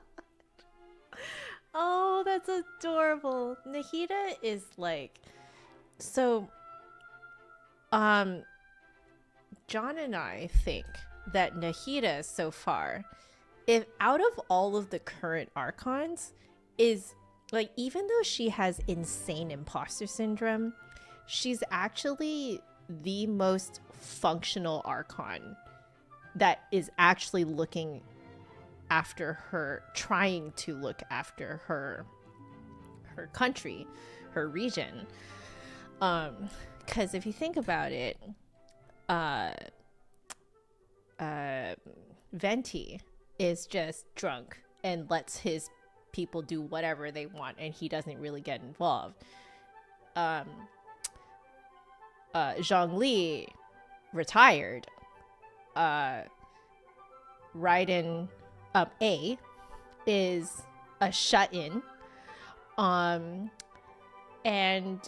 who knows what the heck is going on with Farina, because as it has been implied here, she may not even be the Hydro Archon. So far, our baby Radish Archon is really the most functional Archon so far. Yeah. Right? Yeah, exactly. Iguana Nahida. She's smart and kind. I know. Exactly. Like, John and I feel that out of all of the Archons, Nahida is the most functional and probably the most, like, with it out of all of the Archons. Yeah, Radish Archon wins for sure. I love her so much. She's adorable. For those of you guys who don't know who we're talking about, we are talking about this cute little thing. Look at her. She's so cute. Sorry, please ignore the 3-star weapon that I gave her. I did not pull for her weapon. But she's like, look at her. She's so cute. She's adorable. And you can actually hear she walks around, plat, plat, plat. Like what Lippity is saying. Shh, okay, I gave her an elemental mastery book, okay? And it just happens to be a 3-star weapon. It's fine. She still does a lot of damage, okay? She's still good. She's still good. Okay? Like her elemental mastery, I did get it up to 941, okay? You know, like it's good. It's good. It's good, okay? It's good. Anyway. Something on your mind again? Let's work through it together. 2 heads are better than 1. Isn't she so cute? I love her. Anyway, we're gonna switch back to our lovely Eudex, our lovely dragon. So anyway, I have spent way too long talking already, but thank you so much guys for joining me. We will continue Act 4 sometime. I might be back tomorrow. I don't know. As you can tell, John and I are we are grinding the Archon quest so that we have enough time to do the event. So maybe I might end up streaming some of the event too. I'm not sure. We shall see. But thank you all so much for joining. It's just really nice to have you guys like hang out with me while I do this. And yeah. Oh, those cutscenes today were so good. Oh my gosh. I've been wanting to see them for so long. I knew that they existed, but I didn't know exactly how the story would get there and exactly how the cutscenes would play out. So I'm really, really happy that I got to experience it with you guys. So yeah. I love you all so very much. Please stay happy, healthy, and safe. And I will see you guys next time for the rest of Act 4. All right. Laters, guys. Good night.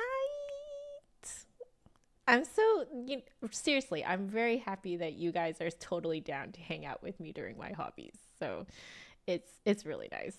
All right. Good night.